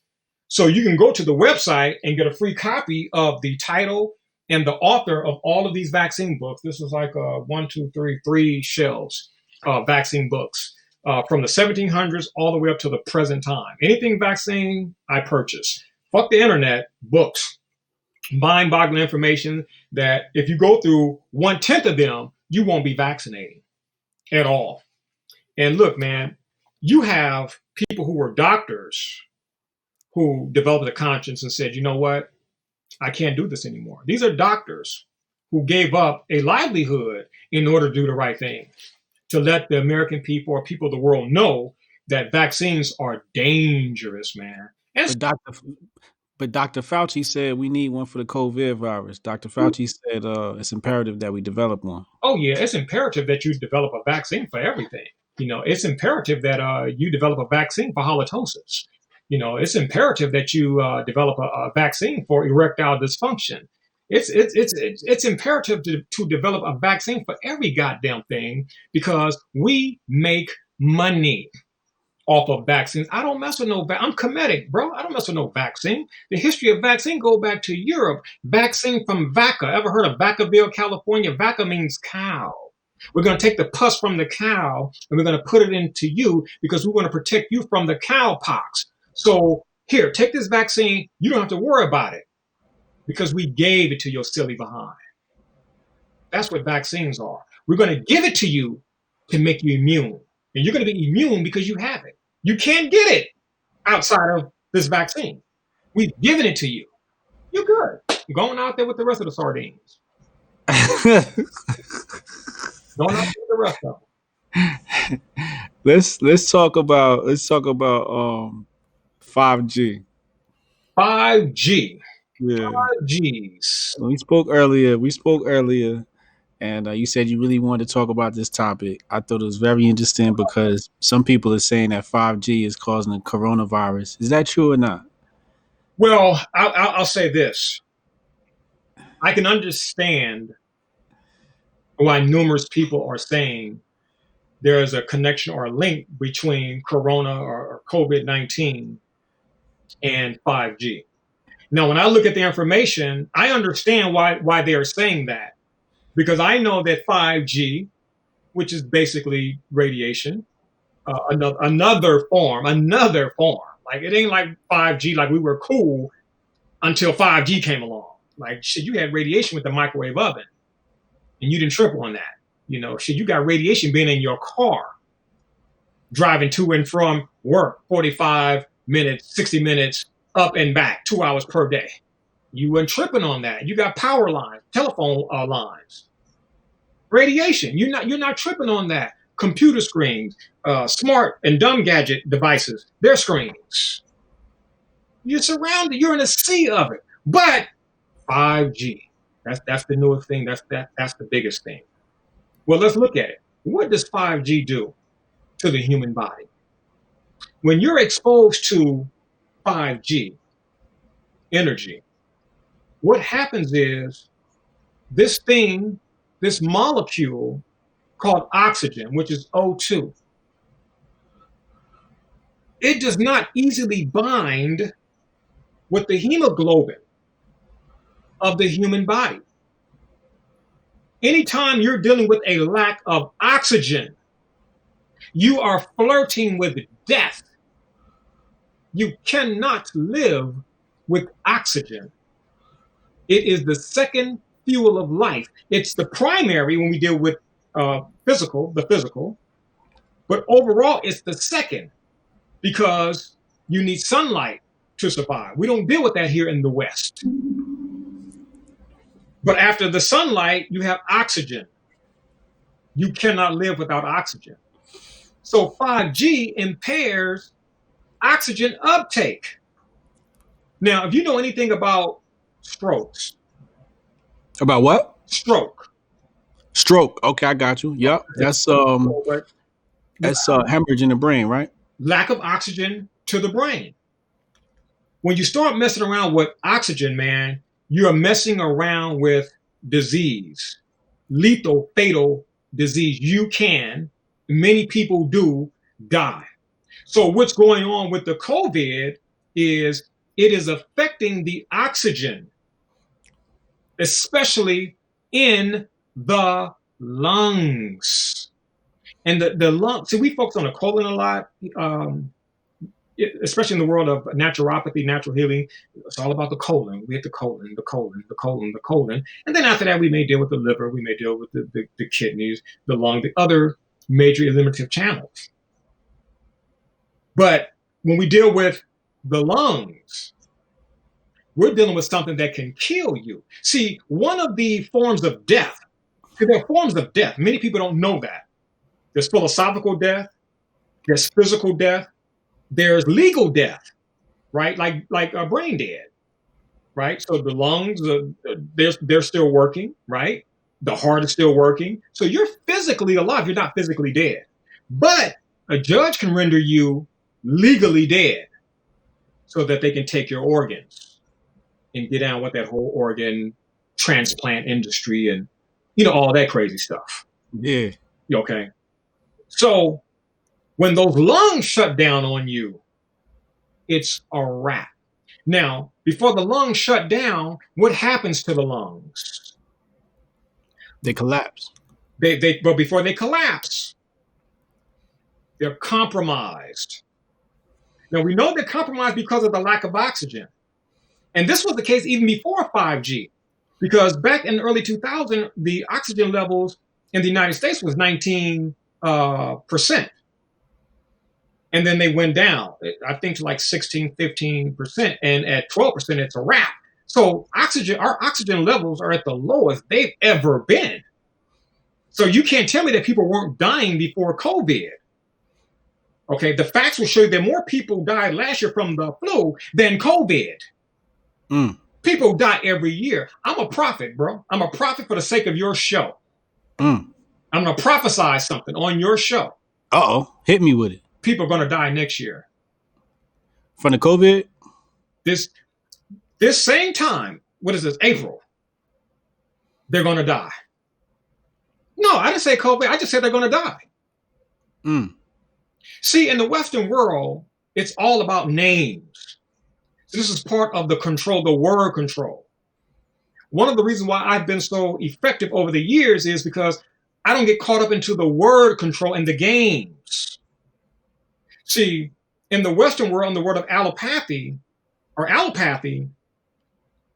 they control you by words, various words, which are always expanding.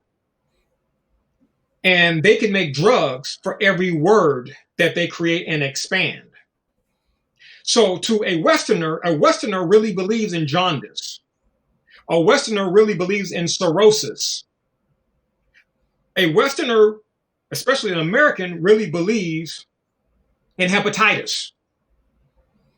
Now, I've just named off 3 adverse conditions of the liver. That's man for you. Chop, chop, chop, chop, chop. Jaundice, cirrhosis, hepatitis. 3 drugs. I got a drug for jaundice. I got a drug for hepatitis. I got a drug for cirrhosis. Make a lot of money. Nature doesn't operate that way. Djehuty Maat'Ra doesn't operate that way. What is jaundice? Something that adversely affects the liver. What is cirrhosis? It does the same thing. It adversely affects the liver. Hepatitis. Jaundice, cirrhosis, hepatitis all adversely affect the liver. Nature doesn't say, I got a plant for cirrhosis, I got a plant for jaundice, Nature doesn't operate like that. Nature has a plant for the liver. So whatever happens to the liver, that plant is going to restore the liver, rebuild the liver, detox the liver, tone the liver, strengthen the liver, rejuvenate the liver, revivify the liver. All I need is that one herb, or maybe even 2, 3, 4, 5. It doesn't matter. They're all for the liver. They're hepatic in nature, and they're going to stop strengthening. It's strengthening as opposed to attacking, or it's defensive as opposed to offensive. Oh, absolutely. Because number one is organic. See, when you talk about your vaccines, your vaccines don't consist of all organic substances. Your vaccines consist of inorganic substances. You can't forget the law of biocompatibility. See, your wife, your daughter, your mother, your sister all require high amounts of iron. And I don't think anybody would argue with that. All people do, but melanated people require more. Right? And you know that.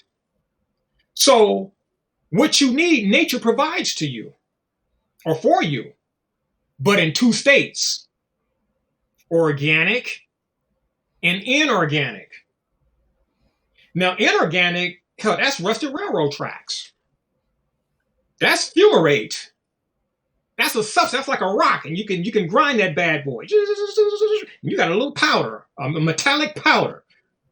And guess what? Under personal liberty of the crapped on Constitution, you have the right to consume that metallic powder iron, which will kick your ass, will kill you. Look up iron ferrous fumarate. It will kill your ass in high amounts, high dosages. The healer must be wise. The healer must never recommend that which will do harm. See, under Hotep and the oath that the Western doctors take, first do no harm. First do no harm. But in order to not do harm, you got to have knowledge. You got to have knowledge. So are you going to give your wife some iron ferrous fumarate or some rusted railroad tracks? Powdered rusted railroad track? Or are you going to give her some dandelion, some burdock, some yellow dock, some moringa, some red raspberry leaf, some devil's claw, some alfalfa, some chickweed, some echinacea, some golden seal? You have a choice. Organic versus inorganic. Nature does not make an iron plant. Baby, let's grow some ironweed this year. It don't operate like that. Yo, man, I need some vitamin C, man. Yo, man, I bought me some seeds. I'm gonna grow me some vitamin C trees. Nature's never made a vitamin C tree. Yeah. But nature has made vitamin C. You just have to know where to get it from.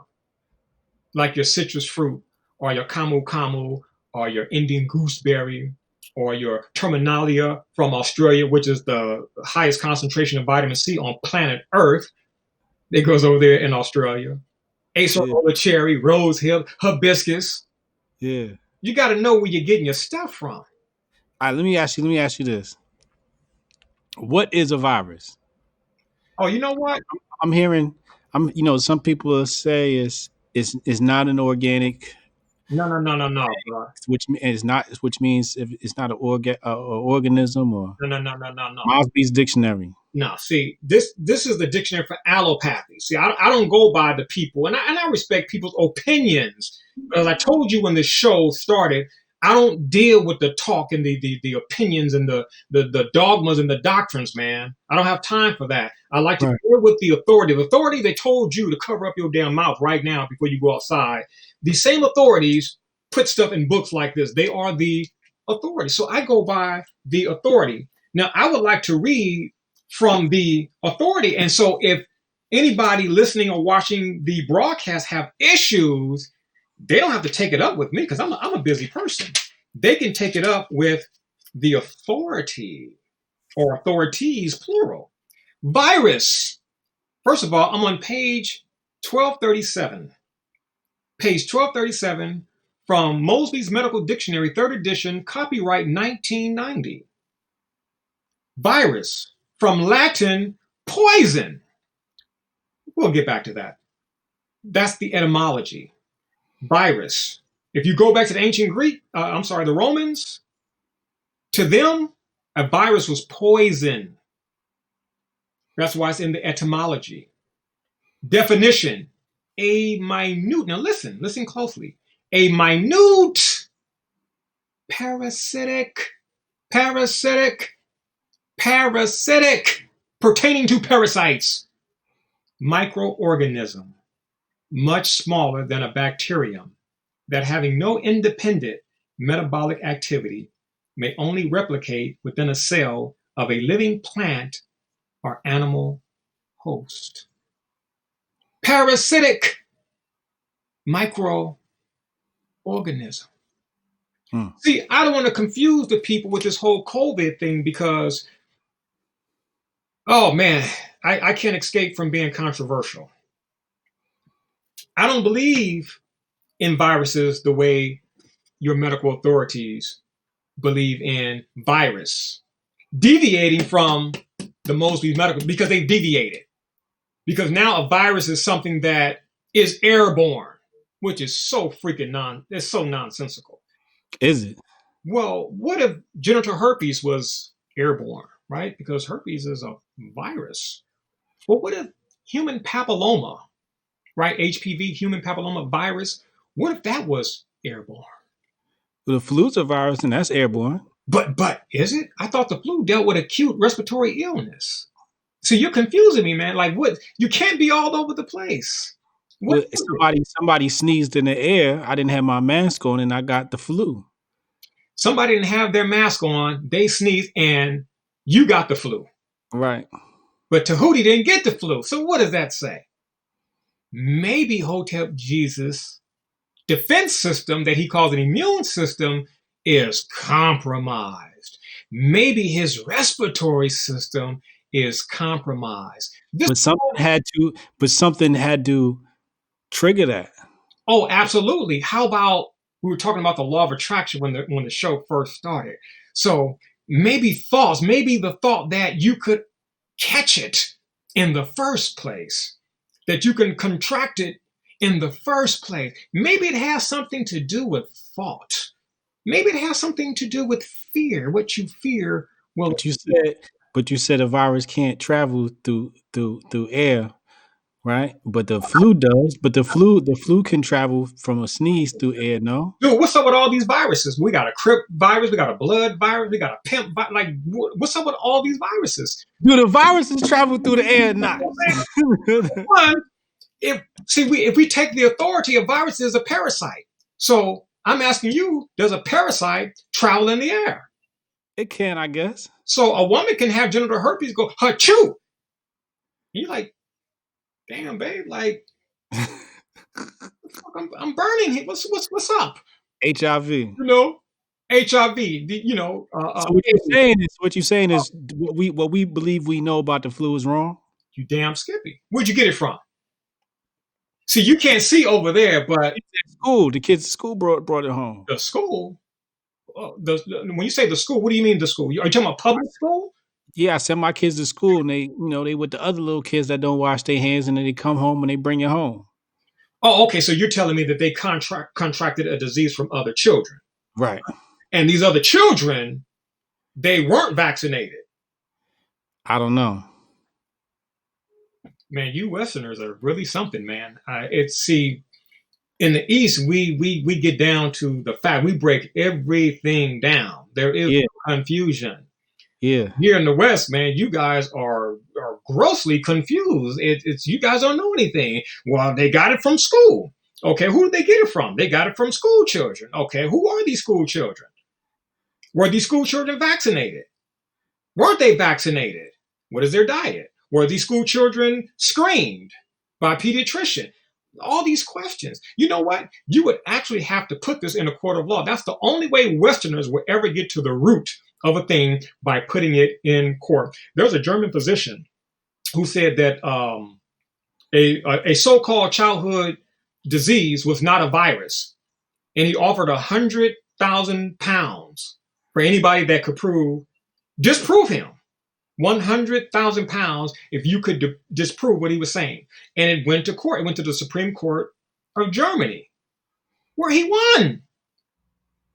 So I simply bring that up to say that Americans and the rest of the Western world, you guys are never going to get to the root of anything until you guys go to court. Like the late, great Dr. Sebi, when they were coming against him about curing without a license, which is really healing. I don't believe in curing, but for the sake of argument, I'm saying curing. Dr. Sebi, his salvation came from the Supreme Court of the state of New York. Why? Because if you know anything about law, a court is a place where you deal with the facts before you can get to the law. Because your facts must be substantiated by law. So a Dr. Sebi wins in court. Okay, I didn't have a case like Dr. Sebi. He won his cases? What's that? So some people online saying he lost those cases. He won those cases? Well, Dr. Sebi only lost a minor case in Brooklyn, New York. But the ultimate case, he prevailed. Now, my case was not as serious as Dr. Sebi because I know how to navigate but it did come up in family court here in California.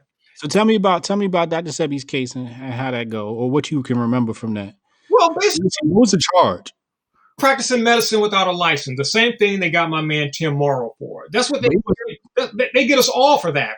Practicing medicine without a license. But you got to understand, I'm a herbalist, but I'm somewhat legally astute. So you cannot say that I'm practicing medicine without a license because I'm not practicing medicine at all. I'm a herbalist. And what I do is not in the California Business and Profession Code. It's not in there. You see, I stay away from government terms because that's how they bring you under their jurisdiction. So when Sebi said, I cure cancer, I cure AIDS, I cure diabetes, big mistake. Because that's their patented word. They don't tell you that the words are patented, but that's their words. If somebody says that, listen, if you use this word here, I'm going to prosecute you. You have to be violating property. You have to be infringing upon property. If somebody can sue you for using a term, it has to belong to them. And it does. So when I dealt with the FDA in 2006 or 2008, I easily turned things around.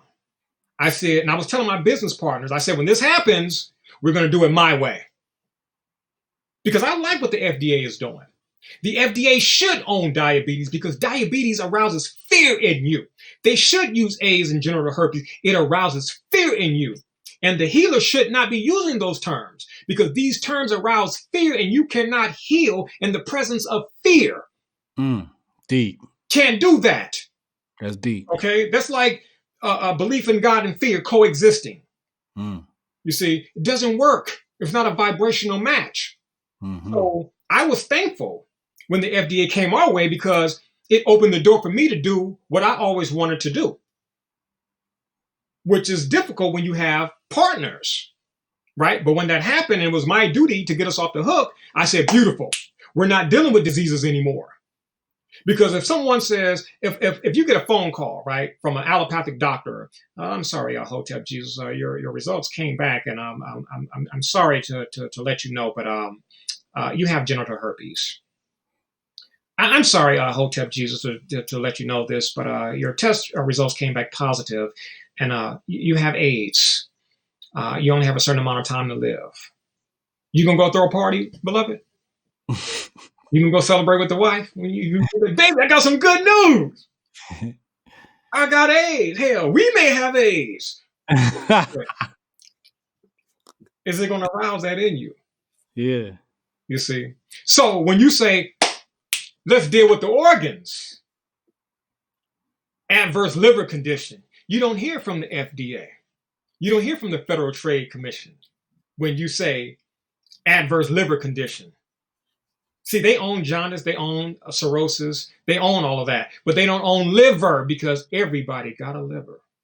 Wait, they actually own these terms? They own these are patented terms that are not revealed. This fact is not revealed to the American people, which is how they can prosecute you for using the term. Now, they give you a cease and desist. Cease and desist from saying that echinacea can cure cancer. Oh, that's really what you getting sued for, using these words. That's right. You said you can cure diabetes. Who said you can cure my word? You goddamn right. If I create something, how you gonna make something? Yeah, this is Hotep Jesus, and Djehuty created such and such, but I got the cure to what Djehuty created.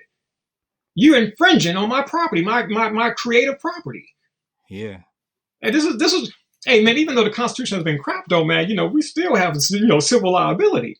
We got criminal liability, but for the people, we can't criminally prosecute, but we can civilly prosecute. We have civil liability, man. So if I make something, it's protected, especially if I get it registered.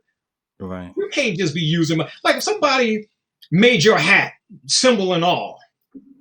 By law, you have a right to send them a cease and desist. Right. That's your shit. You own that. Same thing with your beloved government in owning the term. So I don't use their terms. So if you ask me what is cancer, I'll tell you that's a low oxygen, low alkaline state. You're suffering from hypoxia. Low oxygen, low alkaline. They don't own those terms. See, now you're free to do whatever it is that you need to do naturally to heal. Right. See, so when Sabi said, I can cure diabetes, oh, Sabi, no, Sabi, you can heal the pancreas, but you cannot cure diabetes. There's you see, and I understand that. I don't deal with genital herpes. Now, I can help you heal from genital herpes because, number one, I can break it down. See, genital herpes, simplex, herpean, Latin, to creep. What creeps? But isn't herpes a virus? And what's the definition of virus? A parasitic microorganism. So when you got genital herpes, usually you get it from creeping around on your spouse or your mate, and then you got a little creepy critter or two or three or four or five in your system creeping around, messing with you, burning you, causing pus to ooze out of you. Messed your whole sex life up. Man, I can't even tell you what genital herpes does to people, but I'll say this: herpes is a blessing in disguise. Because it's not the end of the world. Now, if you deal with the Western world, if you deal with Western medicine, you're going to have genital herpes for the rest of your life, according to them. As if you cannot expel a parasite. As if you cannot heal your body from what's not supposed to be in your body. So how are you going to tell somebody they can never heal? Now, I almost died of bronchial asthma at age 12 back in 1982. Doctor told me, now this is what caused my mother to go into a depression and then nervous breakdown, because he told my mother to prepare for me possibly dying. There was a 70% chance at age 12 I was supposed to die. That was the second event that brought me closer to the universe or to God or whatever word you want to use, because I didn't want to die. Just didn't feel right. I'm like, that's not fair. I don't want to die. I want to live. I want to stay here. Subconsciously, I got work to do, but I'm not consciously knowing it back then. Right? So I have that conversation with God, that second conversation with God. The next morning, my mother comes in and checks me out against medical advice, because had I stayed, I would have died in that hospital. Yeah, I was going to die in that hospital, but not at home. You see, so my mom took me out. Yeah, I was sick, but I wasn't going to die. Right. And so I never embraced bronchial asthma. I never embraced having it or keeping it for the rest of my life. And I became very studious. So mid-90s, I got into health, so-called alternative health. And in alternative health, I got into herbalism and herbology, game changer. It was a wrap. Because in studying herbology, I ended up learning about biology. I ended up learning about all these organs. My issues was lungs, weak lungs. What made my lungs weak? My beloved mother and my beloved environment. My beloved mother cooked me white rice, mucus forming. White bread, mucus forming. Aborted stuff that comes out of chickens called eggs, mucus forming. Hog maws, meatloaf, fried chicken, pancakes, waffles, flapjacks, bacon, grits, all that good sounding stuff. Pizza, not cream, ice cream, cake, pastries, all that mucus forming stuff, man. And my weak energy was the lungs. And so in 1982, it was overkill. And the body says enough is enough. So I went to go see Megaforce at the AMC Hawthorne Cinema, which is defunct. The next day, I was coughing like crazy. I coughed so hard, I flipped over the couch. I couldn't even walk, man. My pops had to carry me into the hospital. And I went to 3 hospitals. The third hospital is where they diagnosed me. We got to keep him here. He may not make it. He's in bad shape. And I was like, damn, just 2 days ago, I was on top of the world. Now I'm about to die. Like, what's up? He has bronchial asthma. I'm like, what the hell is bronchial asthma? I didn't know anything about the bronchi tubes. I didn't know anything about mucus and how mucus causes inflammation. When you look at Mosby's and you look up all the diseases that end in itis, that's inflammation caused by mucus. See, the Western world won't tell you that because they want to make 20, 25, 30 drugs for the same damn thing. See, meningitis, we know menin is Latin, right? Brain, right? Itis, inflammation of the brain. Nephritis, neph, Latin for kidneys. Nephritis, inflammation of the kidneys. Hepa is Latin for the liver. Hepatitis, inflammation of the hepa, or inflammation of the liver.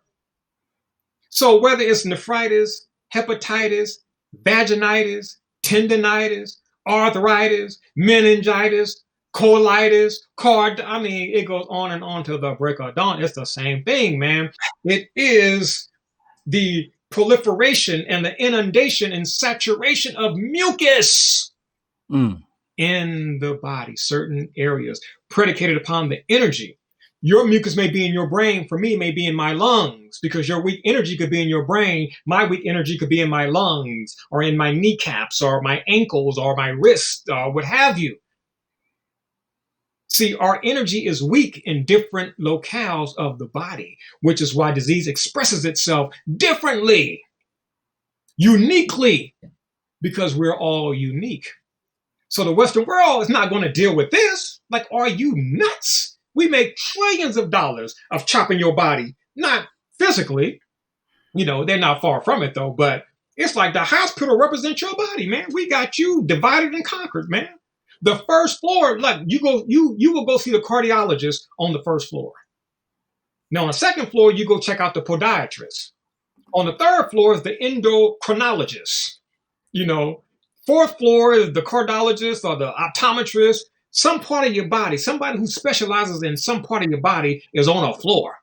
All the way up to the 23rd, 24th, 25th, 26th floor. Right.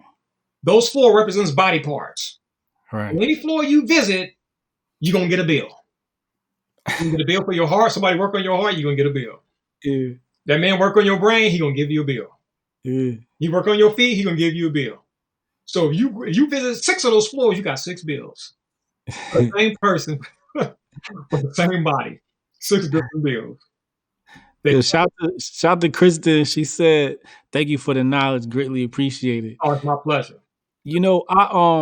I saw a big red flag in how the government responded to this thing and WHO and all these people, and they were all saying pretty much the same thing: wash your hands, wear your mask, get the vaccine when it come out, right? But what none of them ever talk about is immune system. They never talk about immunity. Of course. They never say, yo, you might need some vitamin C. Yeah. Eat some oranges, strengthen your immune system. They never say that. You don't see it on anything. None of the politicians even talk about it. They're smart. You see, they get their information from the CDC, who is in the back pocket of Big Pharma. So Big Pharma is not going to teach you about your immune system, which is really a defense system. Right. But there's no immunity from doing the wrong thing. You can't drink no goddamn Clorox and think you're going to be immune from the consequences of that. So you have a defense system, and your body would do its best to help you out. It is your humble servant. So if you teach people to build up their defense system, so-called immune system, they don't need a vaccine. They don't need the drugs. You really don't even need the vitamin C, like the supplements, because the supplement industry is kind of segueing into the pharmaceutical industry. So they're doing a lot of standardization of plants so that they can conform to this, what they call the CGMP, the current good manufacturing practices. And so they can get certain little certificates and certain little symbols on their jars of their products. That's why they're doing that. People say, yo, man, you got some Tongat Ali? You got, what's the ratio? Like, the ratio, it's a plant. Like in the natural world, we don't deal with ratio. See, you're dealing with the Western world. You deal with numbers, social security number, the driver's license number, your inmate number. Nature don't deal with no numbers. Man, how you get enough calcium? Well, how the fuck does the horse know? The cow, like they're not into that. They're not inspecting grass before they eat it. They just eat that shit. And they get enough of it and they leave it alone. And then they come back to it. But the human being is like, oh, let me see here. How many grams of protein? And listen, it's too much. These people are crazy, man. I mean, no disrespect to anybody. I'm doing my best to be respectful, but You think about it. Think about it. All this stuff here. Well, how much calcium is in here? How much iron? How much this? How much that? What were people doing before we had all these numbers and these RDAs, recommended daily allowances? What were people doing? You see, if you go to the east, and you go to parts of the earth that was regulated by nature, you didn't have all this stuff here. So you didn't need a license and a certificate, and this food is not a GMO. You didn't need all of that. Certified organic. They didn't mess with the pesticides. You didn't need all that. They respected nature. They wasn't speeding stuff up to grow. They didn't have an industry. The Native Americans wasn't just killing buffalo just to be killing buffalo and selling that shit to other tribes. They were killing the buffalo to satisfy their hunger. And it was just like a lion. A lion is a natural carnivore, a natural meat eater. It doesn't eat every day. A lion eats twice a week, and only when it's hungry. So the lion is not throwing off the ecology of planet Earth. Human beings are, because they got you eating 3 times a day and in between. They got conveyor belts of meat. Human beings are now, especially those who eat slaughtered animals, are walking goddamn graveyards. Uh-oh. Because you got dead bodies. Your graveyard, right? Where do dead bodies go? Uh-oh. They're not cremated. Uh-oh. So they're buried, right? They got to go someplace, So, you got these walking cemeteries, not realizing that you're not even a real carnivore, like the tiger, like the lion. You see, but to each his own. But to each his own. So I'll just bring it home by saying the Western world, man, will confuse you if you don't know. It will greatly confuse you because calcium, they got a number, and you don't know who they got that number from. See, that number comes from a white man in his mid-40s, and they're telling you that the numbers for this white man, middle-aged white man, is applicable to all women, regardless of race, including the white woman, teenagers, children, to the black race, to Asians. You can't do that. That's why you have ethnobotany.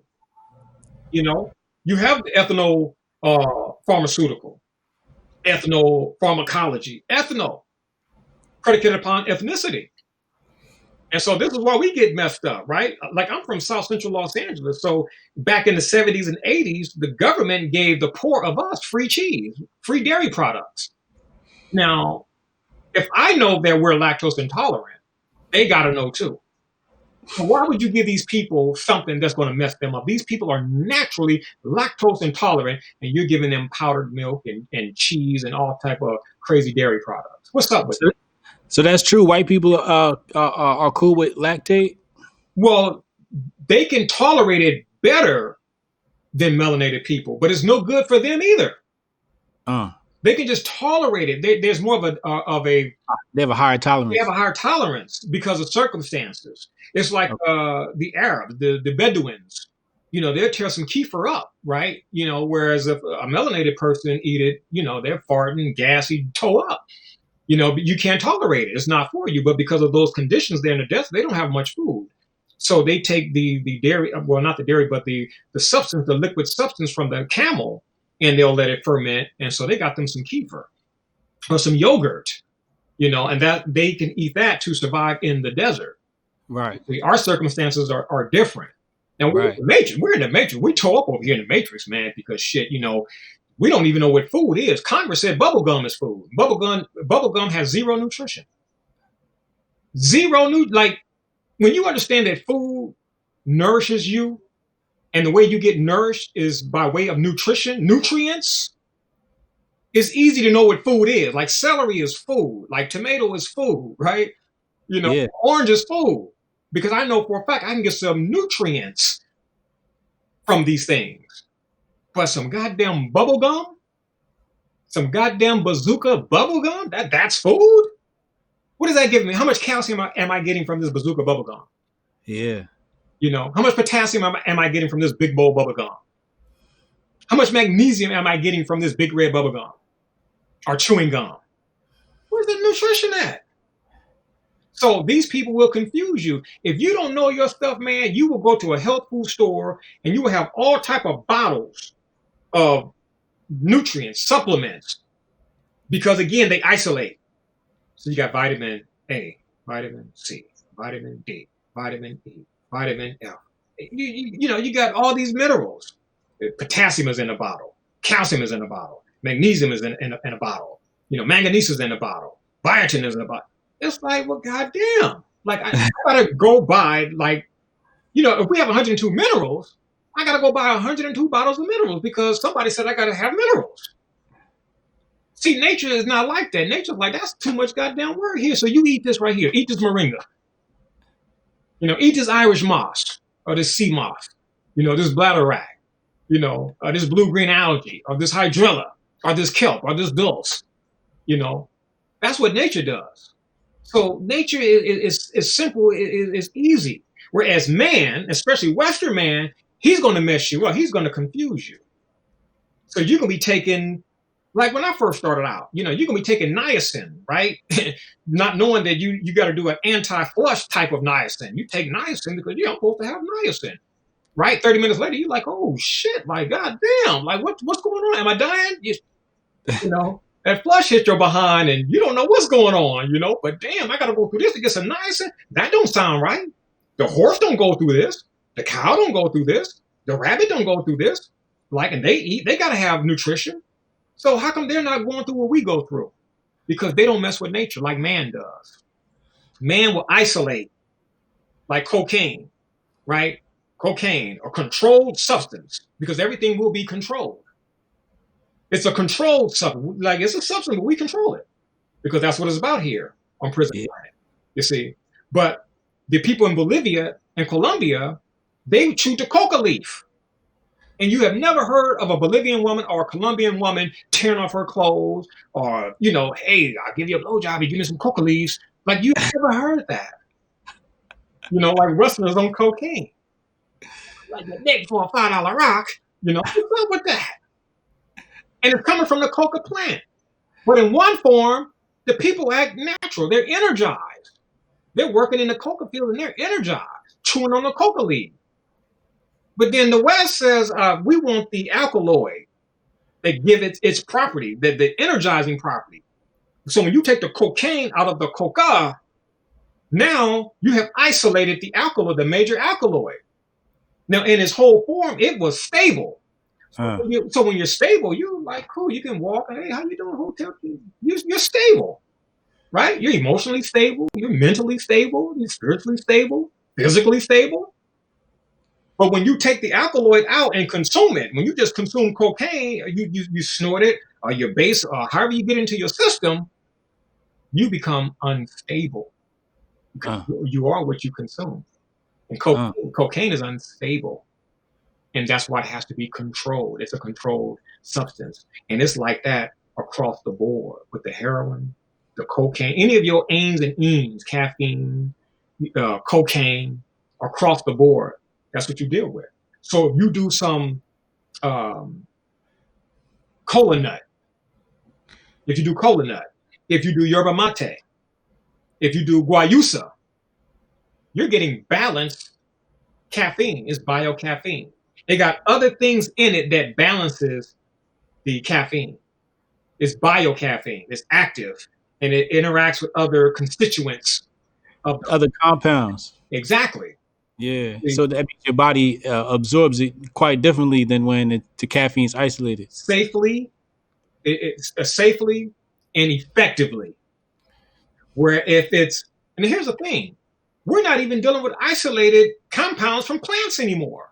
We're dealing with things that are inorganic and manipulated and put under a microscope, and its molecular structure matches the molecular structure of the original thing.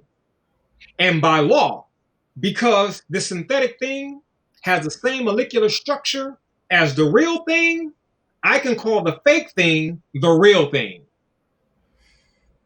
So man can sell calcium now. God made calcium, nature made calcium, but man can make it in a laboratory and sell it and profit from it. Magnesium, potassium, zinc, iron, you name it. Synthetic, all these synthetic drugs. But it's a hell of a hustle, though. You got to give them props. It's a hell of a hustle, man. I mean, trillions of dollars are being made at the detriment of humanity, right? The third leading cause of Americans is iatrogenics. Doctor physician induced death. This is the medical term. You can look it up. Iatrogenics. The third leading cause of death. Number 1, heart disease. Number 2, cancer. Number 3, iatrogenics. Iatrogenics. Doctors killing people all day long. If you look in the California Penal Code, Section 187, which is murder, that's why you heard the rapper like, yo, 187 on the E that I sing, all that crazy stuff, that's from the California Penal Code. That's our statutory provision for murder. What's the penal code? California 187. 187. Section 187. So when you see the album cover of Eazy-E talking about 187 on a motherfucking cop all day long, that's from the Penal Code. These are West Coast rappers from California. Snoop Dogg, Eazy, they're from California. So they were under the California Penal Code. So they knew those provisions. But under California Penal Code Section 187, second subsection, it says the statute for murder does not apply to doctors who perform abortions. The immunity for a doctor for performing an abortion is under Section 187. Wow. Now, why they do that? Those people out there who are saying that abortion is murder, they know what the hell they're talking about. And it's backed up in law. The immunity for killing a baby, unborn, a baby, of course, a fetus, it's in the Penal Code, man. Section 187. See, I was going somewhere in my head, and you just came and smacked me upside the head with that fact. This man didn't mean to do that, man. It was incidental. But it's so much, man. And that's why I tell people I'm like all over the place. Hold on. Let's slow down and go back. We got to go back. The Penal Code 187. Penal Code Section 187. Now, under that code. Damn, they just put that there as protection. Yeah, that's protection for doctors. What did you say before that? It was something else you said before that. You were talking about something else. The cocaine. Huh? Or are you talking about when I was talking about drugs? Or no, after that. I mentioned Penal Code 187, giving immunity to doctors for abortion. Right. Damn, it was something I was going to ask you. I'm quite sure it'll pop back. Shout to Sax, Akil, $50 super chat. He said, "Thanks for bringing Djehuty on. Great info, yo. Appreciate you, man. Man, this is really fascinating on how the law thing gets intertwined with all of this stuff. Well, it has to. Like if you saw Devil's Advocate, right, with Keanu Reeves and Al Pacino. Yeah. Yeah, go back and watch that movie, man.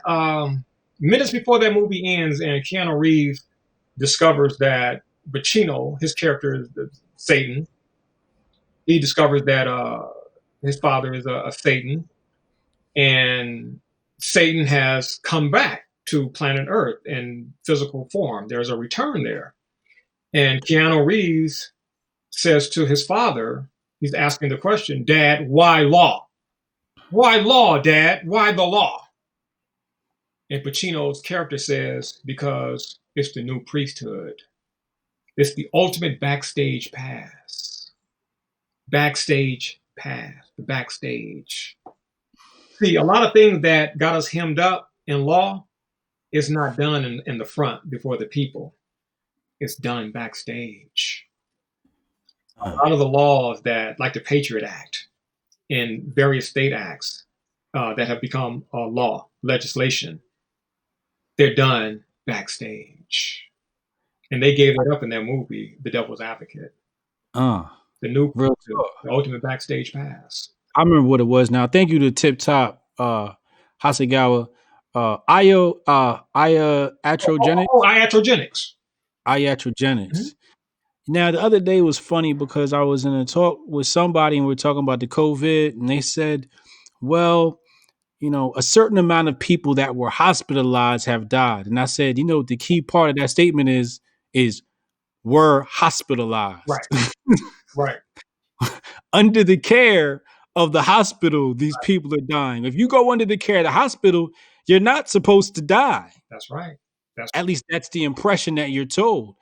And if you look at when these people talk, you got to pay attention because they'll say, under the care of the hospital, here are the numbers. So then I ask people, I say, what's the protocol when somebody is admitted to a hospital? You know, how do they treat the person? You know, what do they put in this person's body? Now, we know the first thing they're going to do is going to give you an IV, right? I'm fine with that. You want to hydrate? Great. But then what do? They feed you that hospital food, meat, cheese, milk, you know, all these things that the HOTEPS know you ain't supposed to put in a sick body. Yeah. The things that cause mucus. Then you wonder why your Uncle Joe never recovered while under their care. Well, also, you need things like sunlight. Do you get sunlight when you're in a hospital? Right. You're not getting adequate amount of sunlight in the hospital. They won't even let you leave your room or your bed. That's right. How you supposed to get sunlight hooked to this device that they call the intravenous IV? Right. You got to study those hospitals. You know, you can go into hospitals like here in California. Every hospital, before you enter, there's a sign that this facility contains things that the state of California has determined to cause cancer.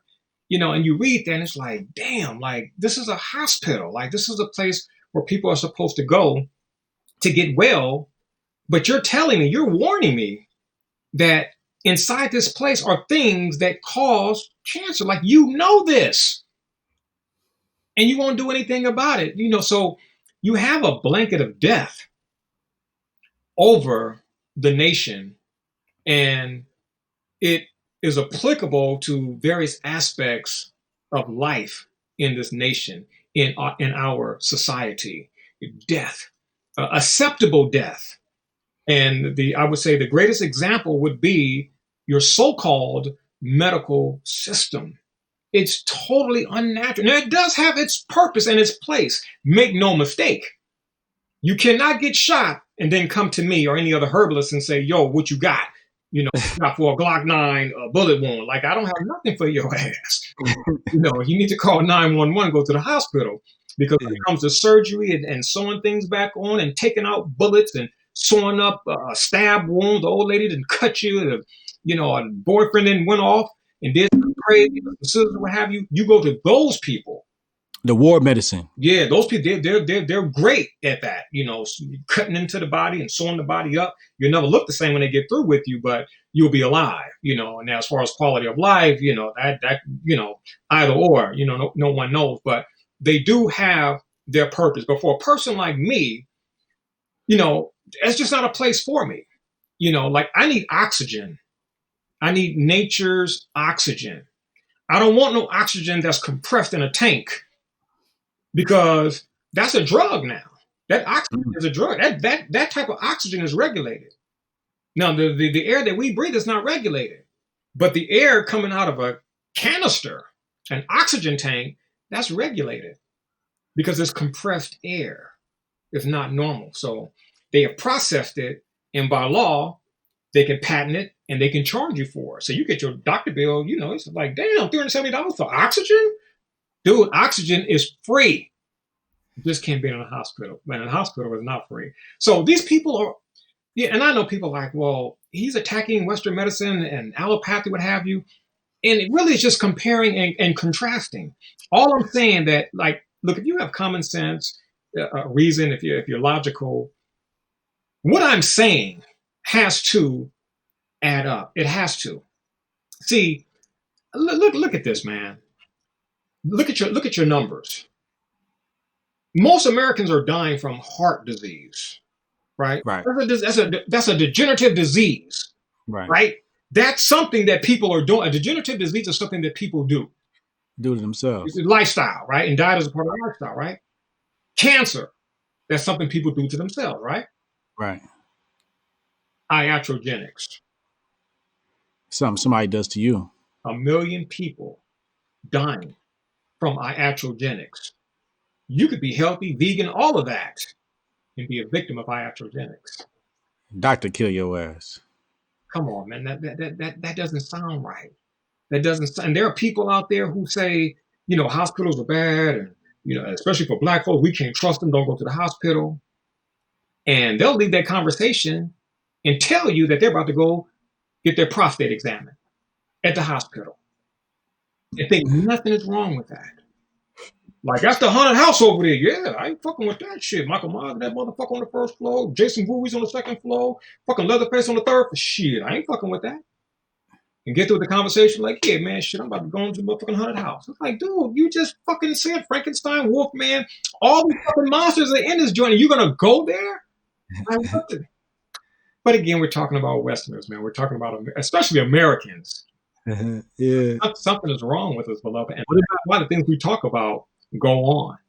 What do you know about the ventilators? Because my girl's in the healthcare industry, and she said that people that get on ventilators, majority of the time don't get off. They die, right? The ventilator is really keeping them alive for, the family's sake, for the last few moments. The ventilators are killing people. Look, man, when you suffer from hypoxia, you don't need ventilation. You need oxygen. It defeats the whole purpose, but ozone therapy, these good things that would counter hypoxia, especially if it was intravenous. Hold on. The Donald Trump, Dr. Fauci, they said hospitals don't have enough ventilators. The celebrities said we got to raise money for ventilators. We need ventilators. Then you get on the Hotep Jesus show. Djehuty Maat'Ra gets on the Hotep Jesus show, and what he say? Ventilators is killing people. Oh, absolutely. This is what these people do. These wars, they know people are going to their deaths. They know that. These people know what they're doing. The things that these people do are straight calculated, man. These people know. These people knew what crack cocaine was going to do in the inner cities. They didn't have to figure it out. They know. They do the stuff in advance. How does the ventilator kill people? First of all, when people have low oxygen, they have hypoxia. Okay, so a ventilator is not putting oxygen in the body. You have to put oxygen. See, a ventilator is not an ozone machine. It's not an oxygen machine. There's a difference. Okay. So there's a difference. So if you have I'm saying that these people have hypoxia. Okay. I'm saying that these people have they have acute respiratory illnesses, man. Respiratory illnesses. Right. And a ventilator is sometimes called a respirator.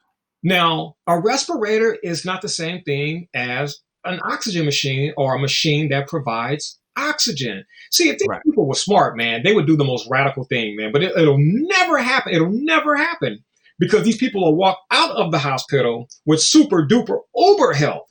If they would intravenously put oxygen, enhance oxygen in people, it would be over. Like, this will never happen. I get into a lot of wishful thinking. I'm just a positive, optimistic person. But a lot of things I know would never happen. But I'm telling you that if it would, lights out for the tyranny, lights out for the medical tyranny. Because when you get into ozone therapy, oxygen therapy, different ball. So wait, hold on. Different ball. The ventilator is supposed to be, I guess, basically breathing for you, right? I guess your lungs don't have the capacity to breathe, right? That's dangerous. That's like the people with diabetes for the kidneys. I forget the name. The term is slipping my mind right now, but it'll come back to me. The lungs need to work for you. Right. Because, see, if something is breathing for you, your lungs are getting weaker and weaker and weaker. They collapse and bloop, flatline. Oh, I see what you're saying. It's not getting no workout. What's the term for the dialysis? The dialysis. Right, dialysis. The people with adverse kidney conditions. Right. Dialysis machine does what God made the kidneys to do. So the kidneys get weaker and weaker and weaker. You have to use these things. Right. Allopathic medicine will let them get weak. They will atrophy. And then a doctor will say, you don't need this. You don't need this organ. You don't need your uterus. So cut it out. We're going to do an ectomy, a hysterectomy. You don't need your prostate anymore. We're going to do a prostatectomy. You don't need your tonsil. We're going to do a tonsillectomy.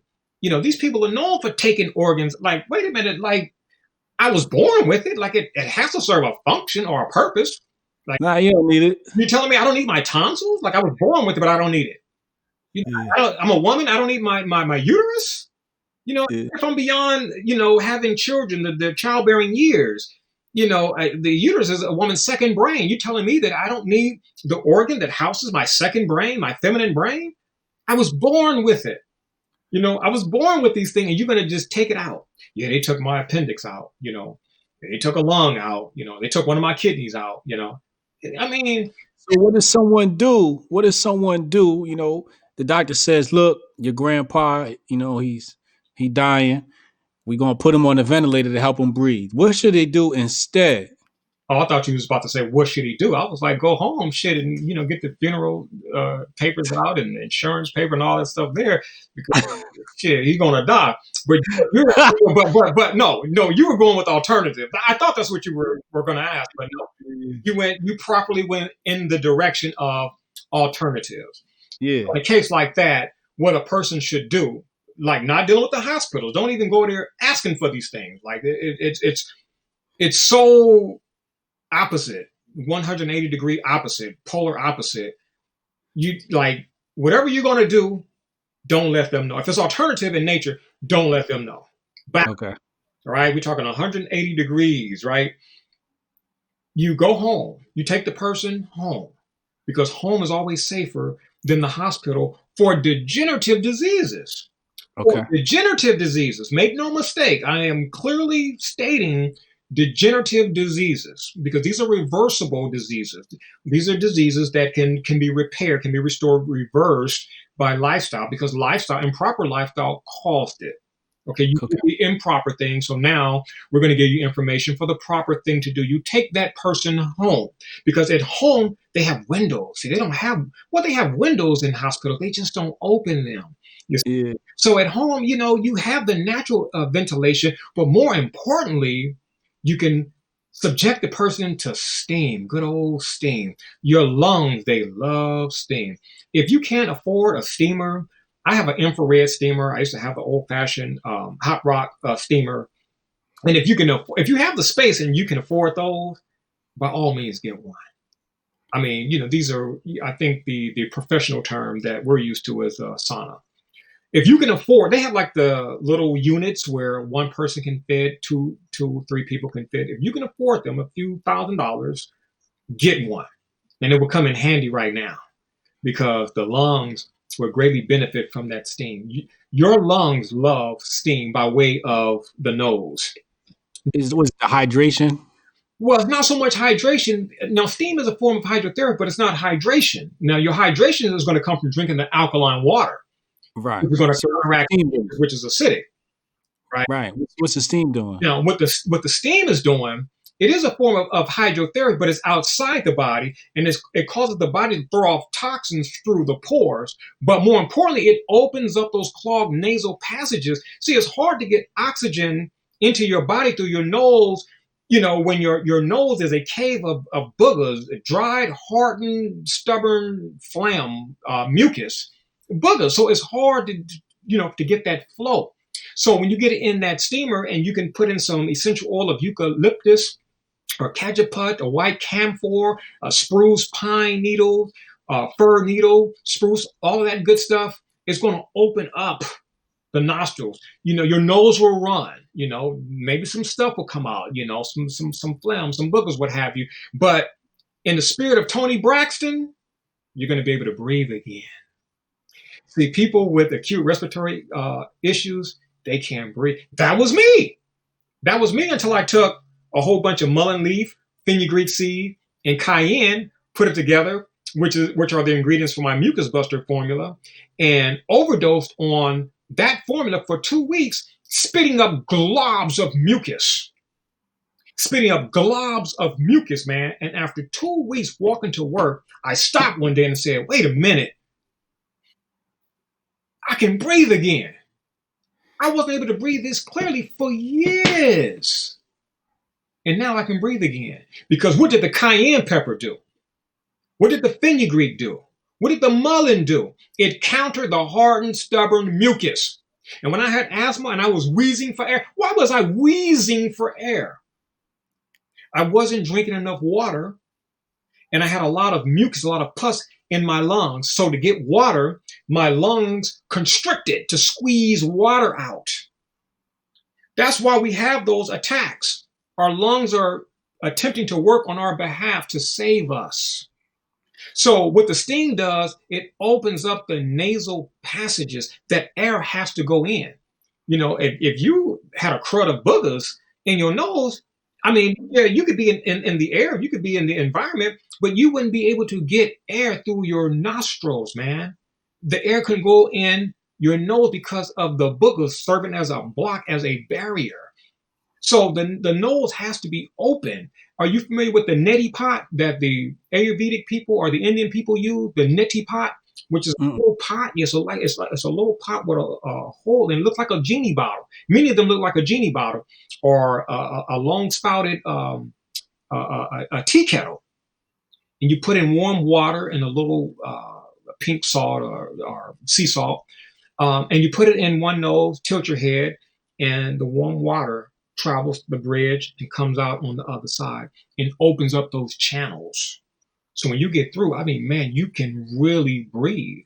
See, we can't really breathe, beloved, because of our diet, and we stay in a lot of closed establishments, a lot of closed homes, hospitals, hospices. We're in like a lot of closed facilities, so we don't get a lot of like oxygen. And then our diet is crap, mucus forming. Everything we eat is dead. We all got a morgue in the house called the refrigerator. We're good with these names too. We don't call it the morgue, we call it the refrigerator. But it's going to the morgue and looking at the body of the dead chicken and the dead cow and all these other dead animals in the morgue. Because in Europe, they keep their cheese, right? They keep their cheese out. Their cheese is considered living cheese. We're like, oh, that's disgusting. It's fermenting. The holes are forming in it, So we put it in the morgue. Because that's how you slow down death. See, we have to slow down everything. You see, that's why formaldehyde is so big. Again, you talked about you were pro-vaccine, playing devil's advocate. How does a formaldehyde sound to you? Wifey, you get a glass of wine and pour some formaldehyde in it and take it to the head, man. How does that sound? I mean, that's double formaldehyde because in the West, they use formaldehyde to process many of the wines. Yeah. Ether and formaldehyde. So Westerners, the eyes get all dim, what have you, look all droopy and sleepy eye. That's that ether, and then that formaldehyde, that's a neurotoxin. You're not supposed to embalm the living. You're not supposed, you can, right? You can under personal liberty, you can, but you're not supposed to do that. That's not intelligent. Right. Those, from the East, Eastern perspective. It's not intelligent. But this whole COVID and the respirators and the ventilators, hey, that's an allopathic thing, man. That's not my domain. That's not my realm. To each his own. If you come to me, I'm saying get in the sauna, or do some facial tinning. Put a towel over your head. Get a pot of boiling water, let it boil. Drop in a couple of drops of essential oil of eucalyptus, the cajeput, the white camphor. Put a towel over your head. Bend over that boiling pot of water so that steam can get in through the nostrils, man, and open you up so that you can breathe. Okay, that's the first thing. Do you need that immediate relief, right? And relief and healing are two different things. Okay, so before we get to healing, we got to give you some relief so you can tolerate the healing, right? Have the strength for the healing, right? So the next thing we do, which is really the most important thing, we turn to those plants. We got to put those herbs in your body. Now, foods are great, doing your vegetable juice, eating your salads and your kale salads, all that stuff is great. That's alkaline. But we got to do some serious healing. We got to go to the herbs, plant-based medicine. We got to turn to the blood root. As controversial as it is one of the most potent pulmonary herbs on planet Earth. Why is it controversial?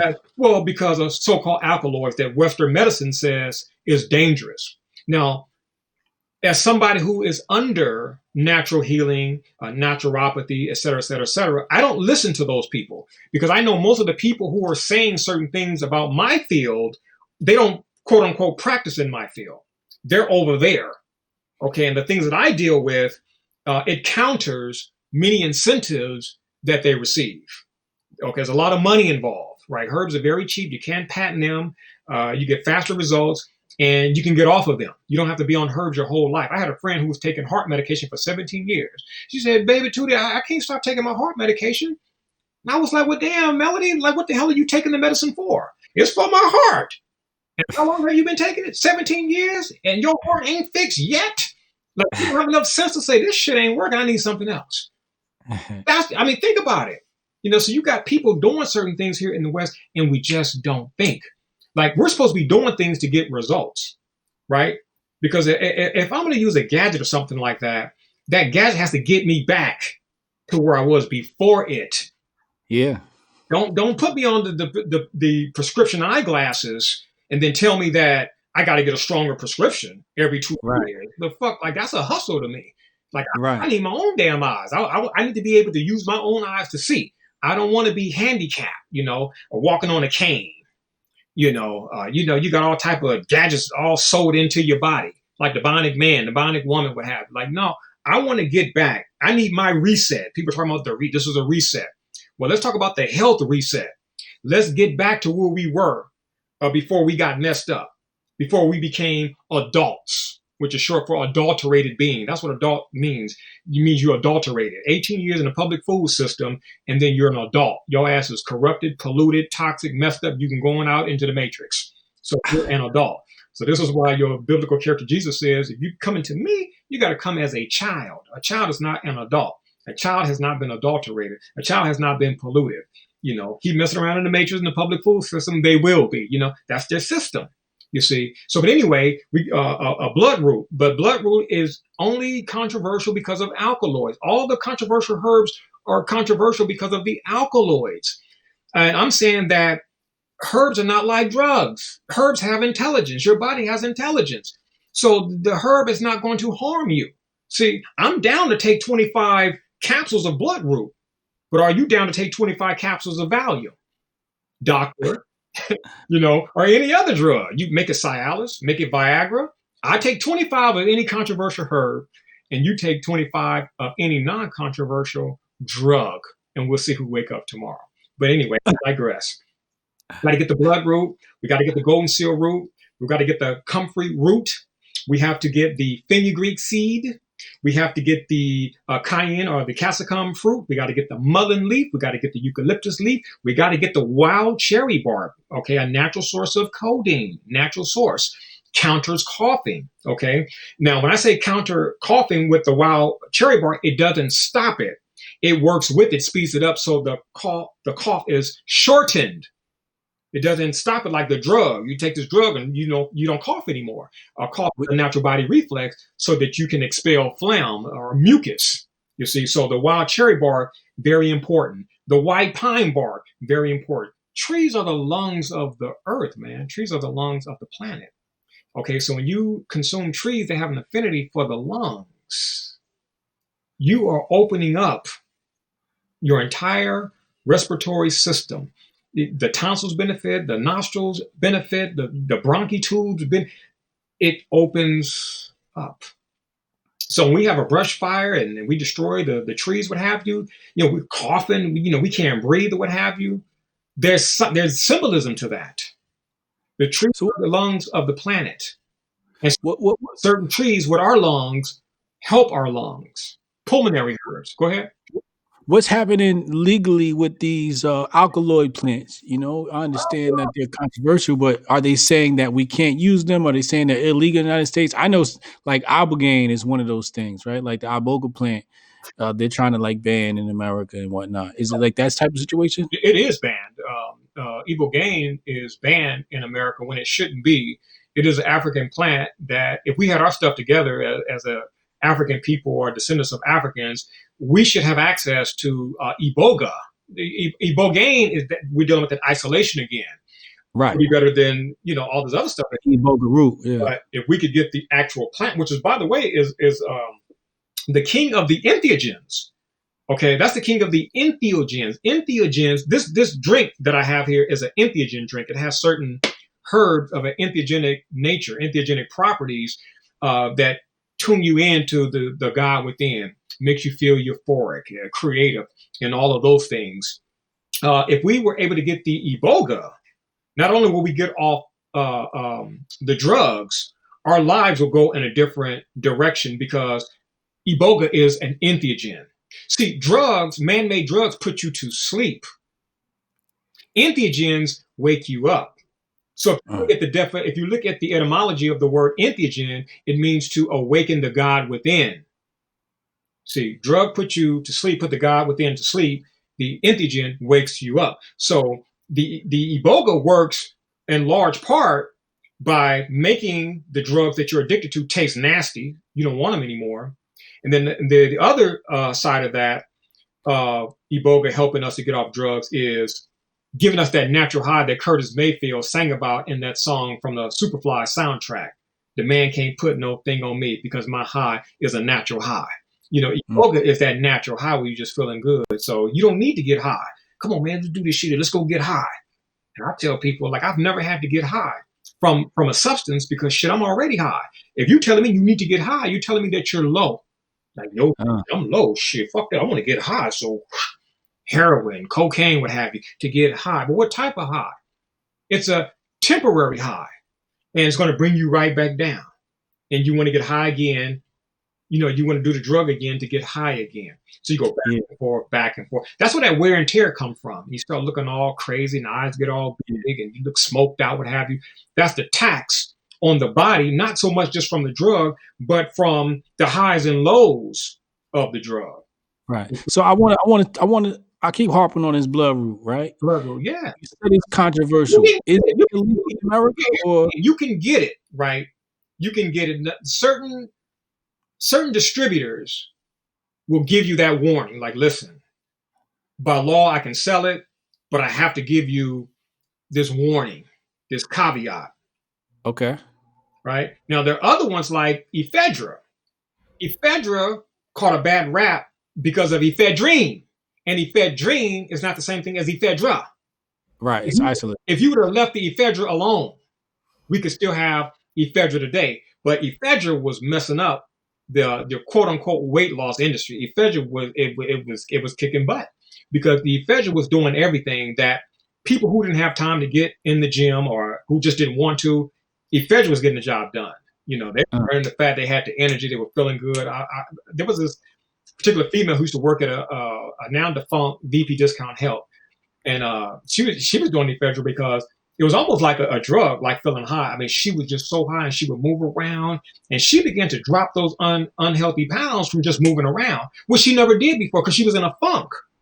But the Ephedra, and I'm not saying Ephedra is an entheogen, but Ephedra was known for energy, up there with your ginsengs, your ashwagandhas, your cotinopsis, and your other energizers, which there are a whole bunch of. Ephedra was getting the job done, but it took a hit for ephedrine, man. And ephedrine is the isolated alkaloid in Ephedra. And so if you leave it alone, the people are not going to have any problems like the people of Bolivia and Peru. They don't have a problem with the coca leaf. When the Spaniards took the coca leaf away from the Incas and the Mayas when they was working in Potosi, there was something called limita, where the Spanish made the slaves, the Incas and the Mayas, work in Potosi, which is a hill in Bolivia, which is where 3/4 of all the silver on planet Earth came from. They had to stay in there. They couldn't come out. They had to stay in that hill for 6 months. And they were collapsing left and right. So the Spanish had to undo their law and say, hey, we got to unban the coca leaf, which is like the coca to the Native Americans were like iboga with the Africans.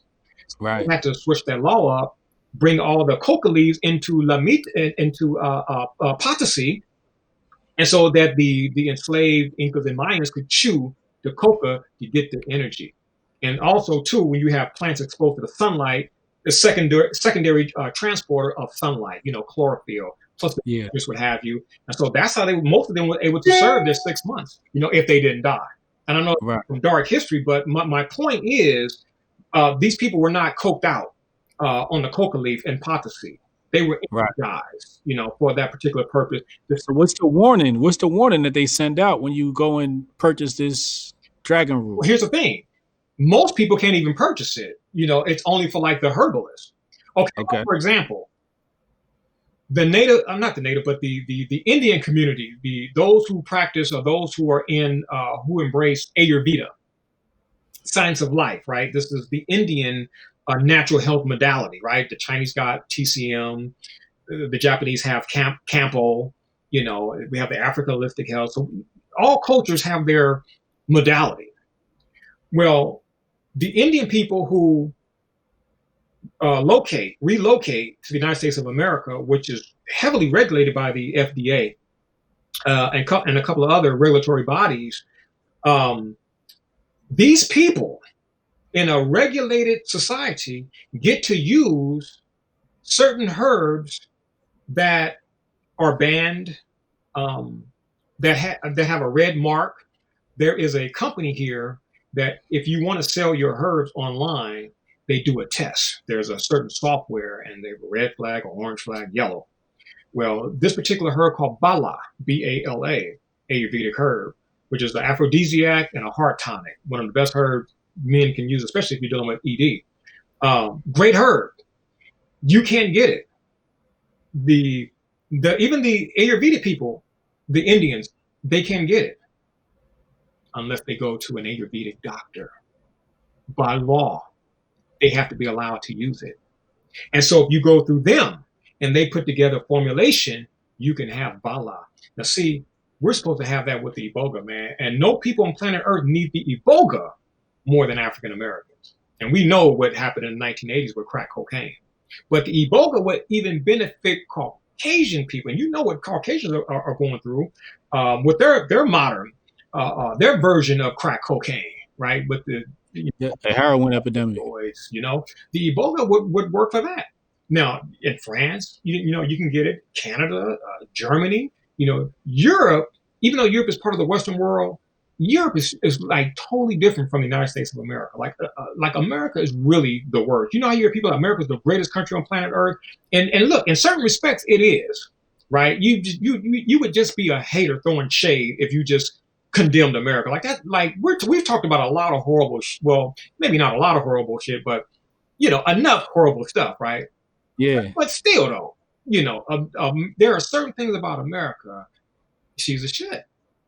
Right. She's a shit, and you got to give her that, right? Right. But then in certain other areas, she's effed up. Right. She's the worst, right? The people of Canada, they got a cool healthcare system, and Germany, Spain, and all these other European nations. Like it's totally different from what we have in America. Like we're assed out in America, legally. We're legally like. We pay taxes to be asked out. Like we pay taxes to be sodomized. Like it's horrible to be like sodomized against your will. But then okay, I just violated you. The motherfucker give me $500 for sodomizing your ass. Like what? Like I didn't enjoy that. So you gotta pay for something that you didn't enjoy. Like this dude be taking so many jabs against him. But no, seriously though. There's just certain things, man, that we get screwed on, man, like legally.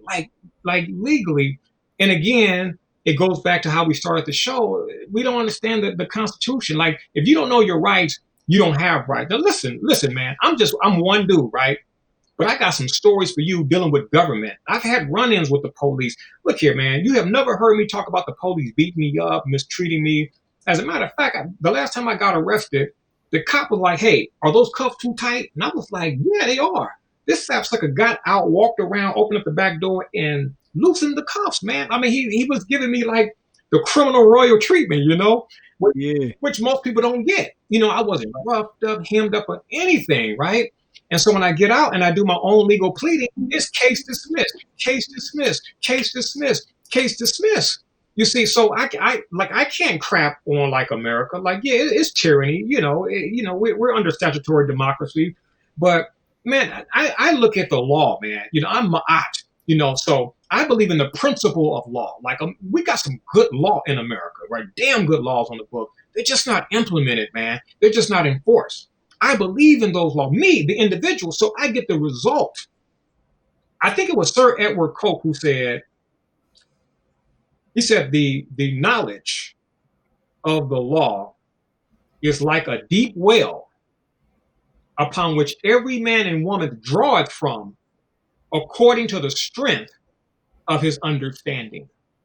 Sir Coke said that. The knowledge of the law is akin to a deep well that every man and woman, every citizen gets to draw it from that well according to the strength of his or her understanding. So the more you understand that law, the deeper you can go in that law, and you can bring up some remedy for yourself. As all law offers remedy and recourse. And I get my remedy and recourse. And yeah, the Constitution has been crapped on, and we're under tyranny and all type of things. But that didn't stop me from getting my just relief and just remedy, because I believe, and I've done the homework. Just like all these vaccination books, I got a whole legal section, 4 or 5 bookshelf, nothing but law books, family law, tax law, traffic law, all types of law. Because again, in America, Westerners, they splice stuff up, and the easy law, right? But over here is a civil law, like in the movie Fatal Attraction. Jimmy, I need you to represent me, because I didn't practice family law. Like the fuck, like law is law, but not over here. It's family law, civil law, criminal law, corporate law. You got all these type of law that you go to school for. And like I tell my daughter, who is on her way to law school, I let her know that it's like, it's good that you're going to be a lawyer through the system, but me, like, I could never do it because I know that the system is isolated, and when you do law, I stop myself after Bruce Lee. My legal method or modality is judicial Jeet Kune Do. And the reason why I call it that is because in the astral world, I used to visit Bruce Lee so much in the turn of the century, and we had these awesome discussions. And I would go to bed. Who, Bruce Lee? Who, you on Bruce Lee? Yeah, in the astral. Bruce Lee, the Chinese master. Yes, Bruce Lee, the greatest fighter ever lived. You ain't never met no Bruce Lee. On the astral plane, I met Bruce Lee 9-something times, man. Okay. On the astral plane. Exactly. Okay. I was only 3 when this man physically died, but that man switched over, and like everybody else, astral plane, the lower astral realm. We would always have these conversations, man. And at one point, I could not get it between civil and like criminal. And I remember one of our sessions, and we go to these beautiful places, man, like Buddhist palaces, restaurants, and we just always talking. And most of the time, he had on his Game of Death jumpsuit, that orange one the yellow one, the little B suit with the little black lines. And I remember one day waking up, and I woke up with it, and I was like, got it. Crime, injury to the person or property, civil, contract or tort. Like, I ran with it. I woke up and I was like, damn, Bruce, like, he gave it to me. So that's why I named my modality in honor of him, judicial Jeet Kune Do, way of the intercepting fist. Because when I learned law, I could defend against anything. I don't care what it was. If you came at me, man, I was so good with the law, I could intercept your blow. And I don't care if you was the lawyer, like the district attorney, the city attorney, I was good because I got it. Like, I got that law. I've internalized their law, but more importantly, I've internalized the law. I've internalized Ma'at. I wear that name, Ma'at, you see. And I'm not going to use the law to try to make money. Like, yo, bro, give me $4,000. I'll give you some sovereign papers. I'll give you your papers, your neo-slave papers. You can give the rulers this, so you don't have to pay a traffic ticket. You ain't got to pay taxes. I don't operate like that. I operate with the law. So a lot of people who are talking the talk, the sovereignty talk, what have you, when they get in trouble, they'll call me because I get down with statutory law. A lot of people are like, statutory law ain't real law, but it has the effect of law.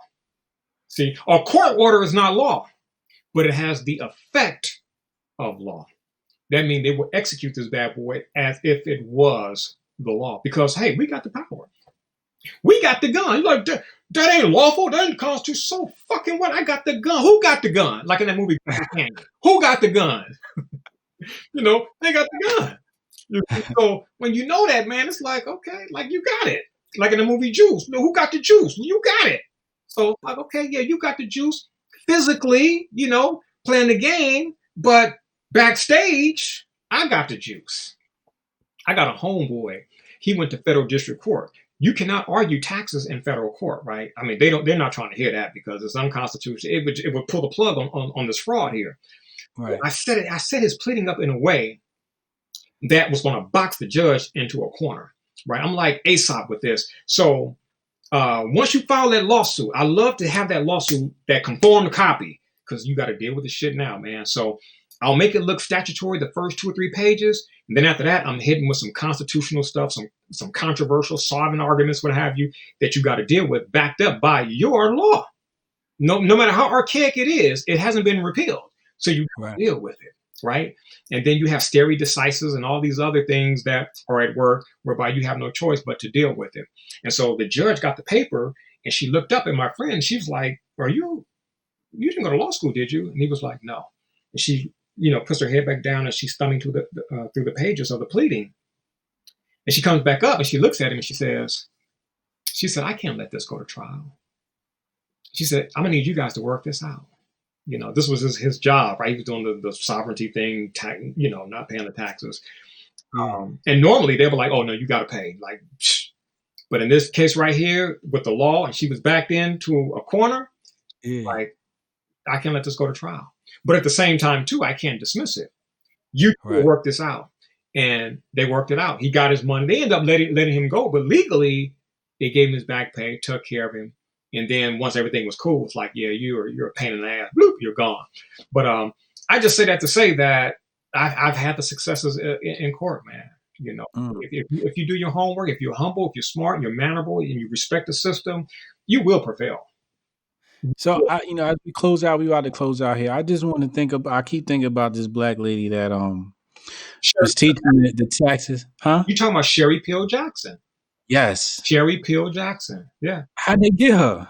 Well, Sherry's arguments were like everybody else's, but in all due honesty, I researched all these cases. So from my research of the case, a lot of it, that whole racial element came out because we got to make an example out of you. Because, Joe Bannister and Red Beckman, all these people, like they had money, and it's like they weren't tied into a people who were like oppressed and, who would really be open, quote unquote, down to get out of paying taxes, what have you. It would have been very detrimental for Sherry Peel Jackson to do what a lot of the successful white former patriots did. So if you go down the list of who was convicted, all of the blacks got convicted, every last one of them. Every last one of them. And is that, you think that's racially targeted, or do you think there was? And in this particular case with the blacks who were arguing the same thing as the whites, without a doubt, because it's the same argument. It's the same argument.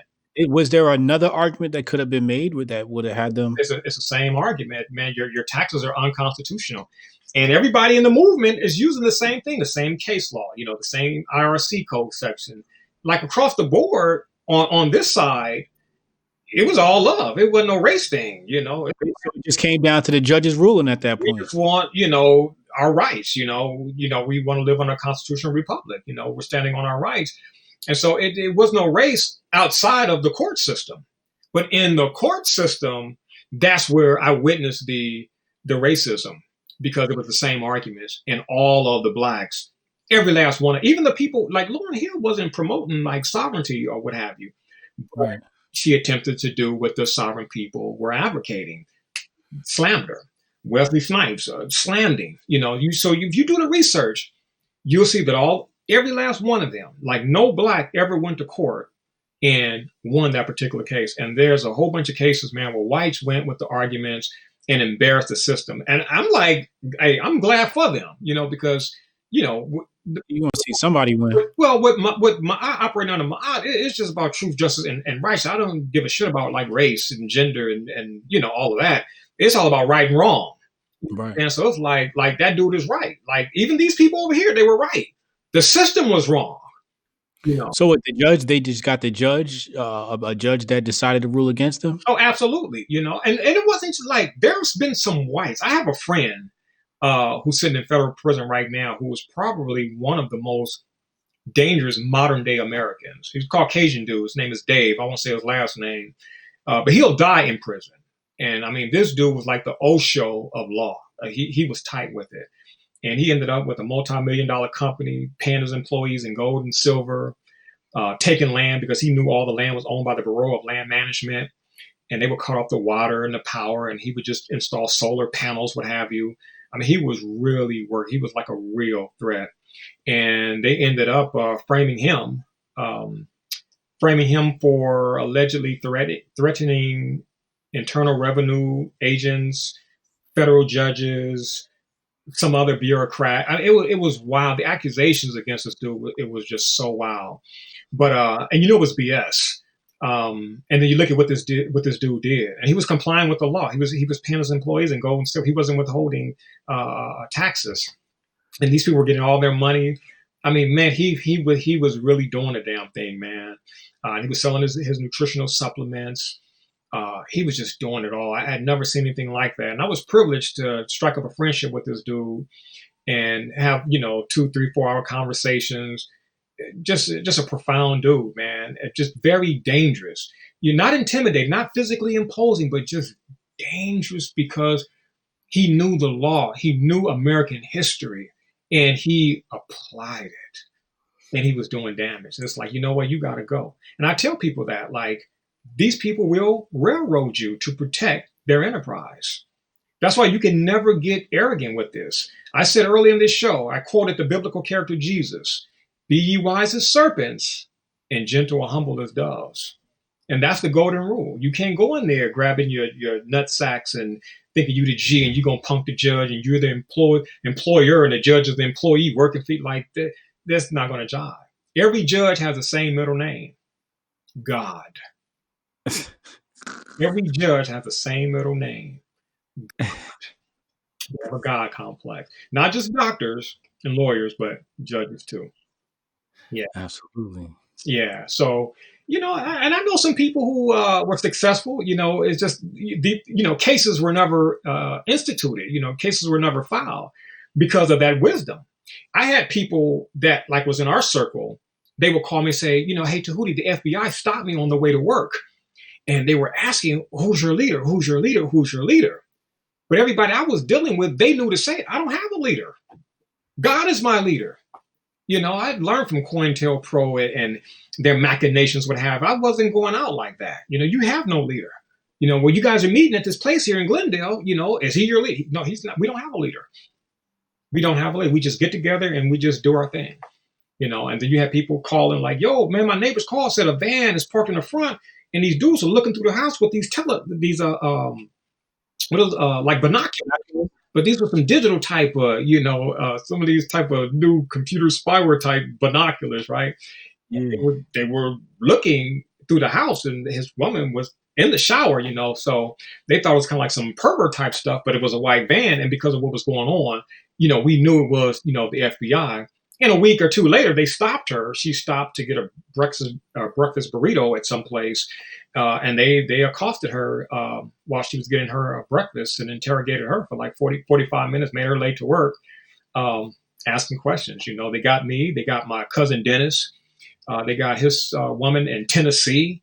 I mean, it was wild, man. And all we were doing was exercising our rights. That's all we were doing. But because we stayed in the law and we had the spiritual law to protect us, nobody had any problems. Nobody was set up. Nobody was railroaded. Nobody in that circle went to jail. We used statutory law, constitutional law, and it was all good. It got to the point where judges were like, Mr. Maat'Ra, am I going to see you again? Like it was a privilege and an honor to meet a citizen that knew the law and could represent himself the way that I did. And I wasn't adversarial, as a lot of people are, very adversarial. Wasn't right at all. Yeah. Yo, shout out to Brody. It's $50. Appreciate you, homie. It's a great time to be alive. There's so much beauty and bounty all around. So many good people. Keep building mi amigos. Hotep. That's 3 hours of great content. Yeah. Gems on top of gems. Like that, man. Yeah. Djehuty, thank you for coming through. My pleasure. Y'all, his link is in the description box. It's the first link in the description box. You can go and purchase. Tell them about your the products that you sell. This ain't gonna get me in trouble because this COVID-19, boy, got the sales off the chart. But nevertheless, if you understand the time that's involved in making these products naturally, it's all to the good. You can support. But we're dealing with 1,000 all natural products, no fillers, no additives, the real deal Holyfield. Full body detox. If you're attempting to release weight that you call lose weight, We have everything for that. Basically, we have everything for everything. I don't care what it is, well, except for death. We have nothing for death. If you're dead, that's it. We cannot bring you back to life. I'm not trying to. But, your so-called weakened immune system, your so-called STDs, your genital herpes, and, your obesity, your diabetes, and odor issues, and discharge, and fibroid tumors, we have it all natural. And not just products, but information. The products work with the information. Word. That link is in the description box. Make sure you check them out. Djehuty Maat'Ra. I'm telling you, man, the Hotep community got some titans over here, man. And anytime y'all ready to intellectually battle, let me know. I know the jokers that'll just battle any one of these people y'all swear know something about something. And when y'all want that COVID, that coronavirus news, y'all know where to come. Hotep Jesus channel. We did the Djehuty Maat'Ra. Great information. And once again, thank you, homie. My pleasure, beloved. My pleasure. Thank everybody for listening, tuning in. Y'all be able to hear this on soundcloud.com/HotepJesus in a few days. My daughter, my intern, will have that up right on the channel for y'all. So you'll be able to hear this in the audio version as well as YouTube. Peace out, y'all.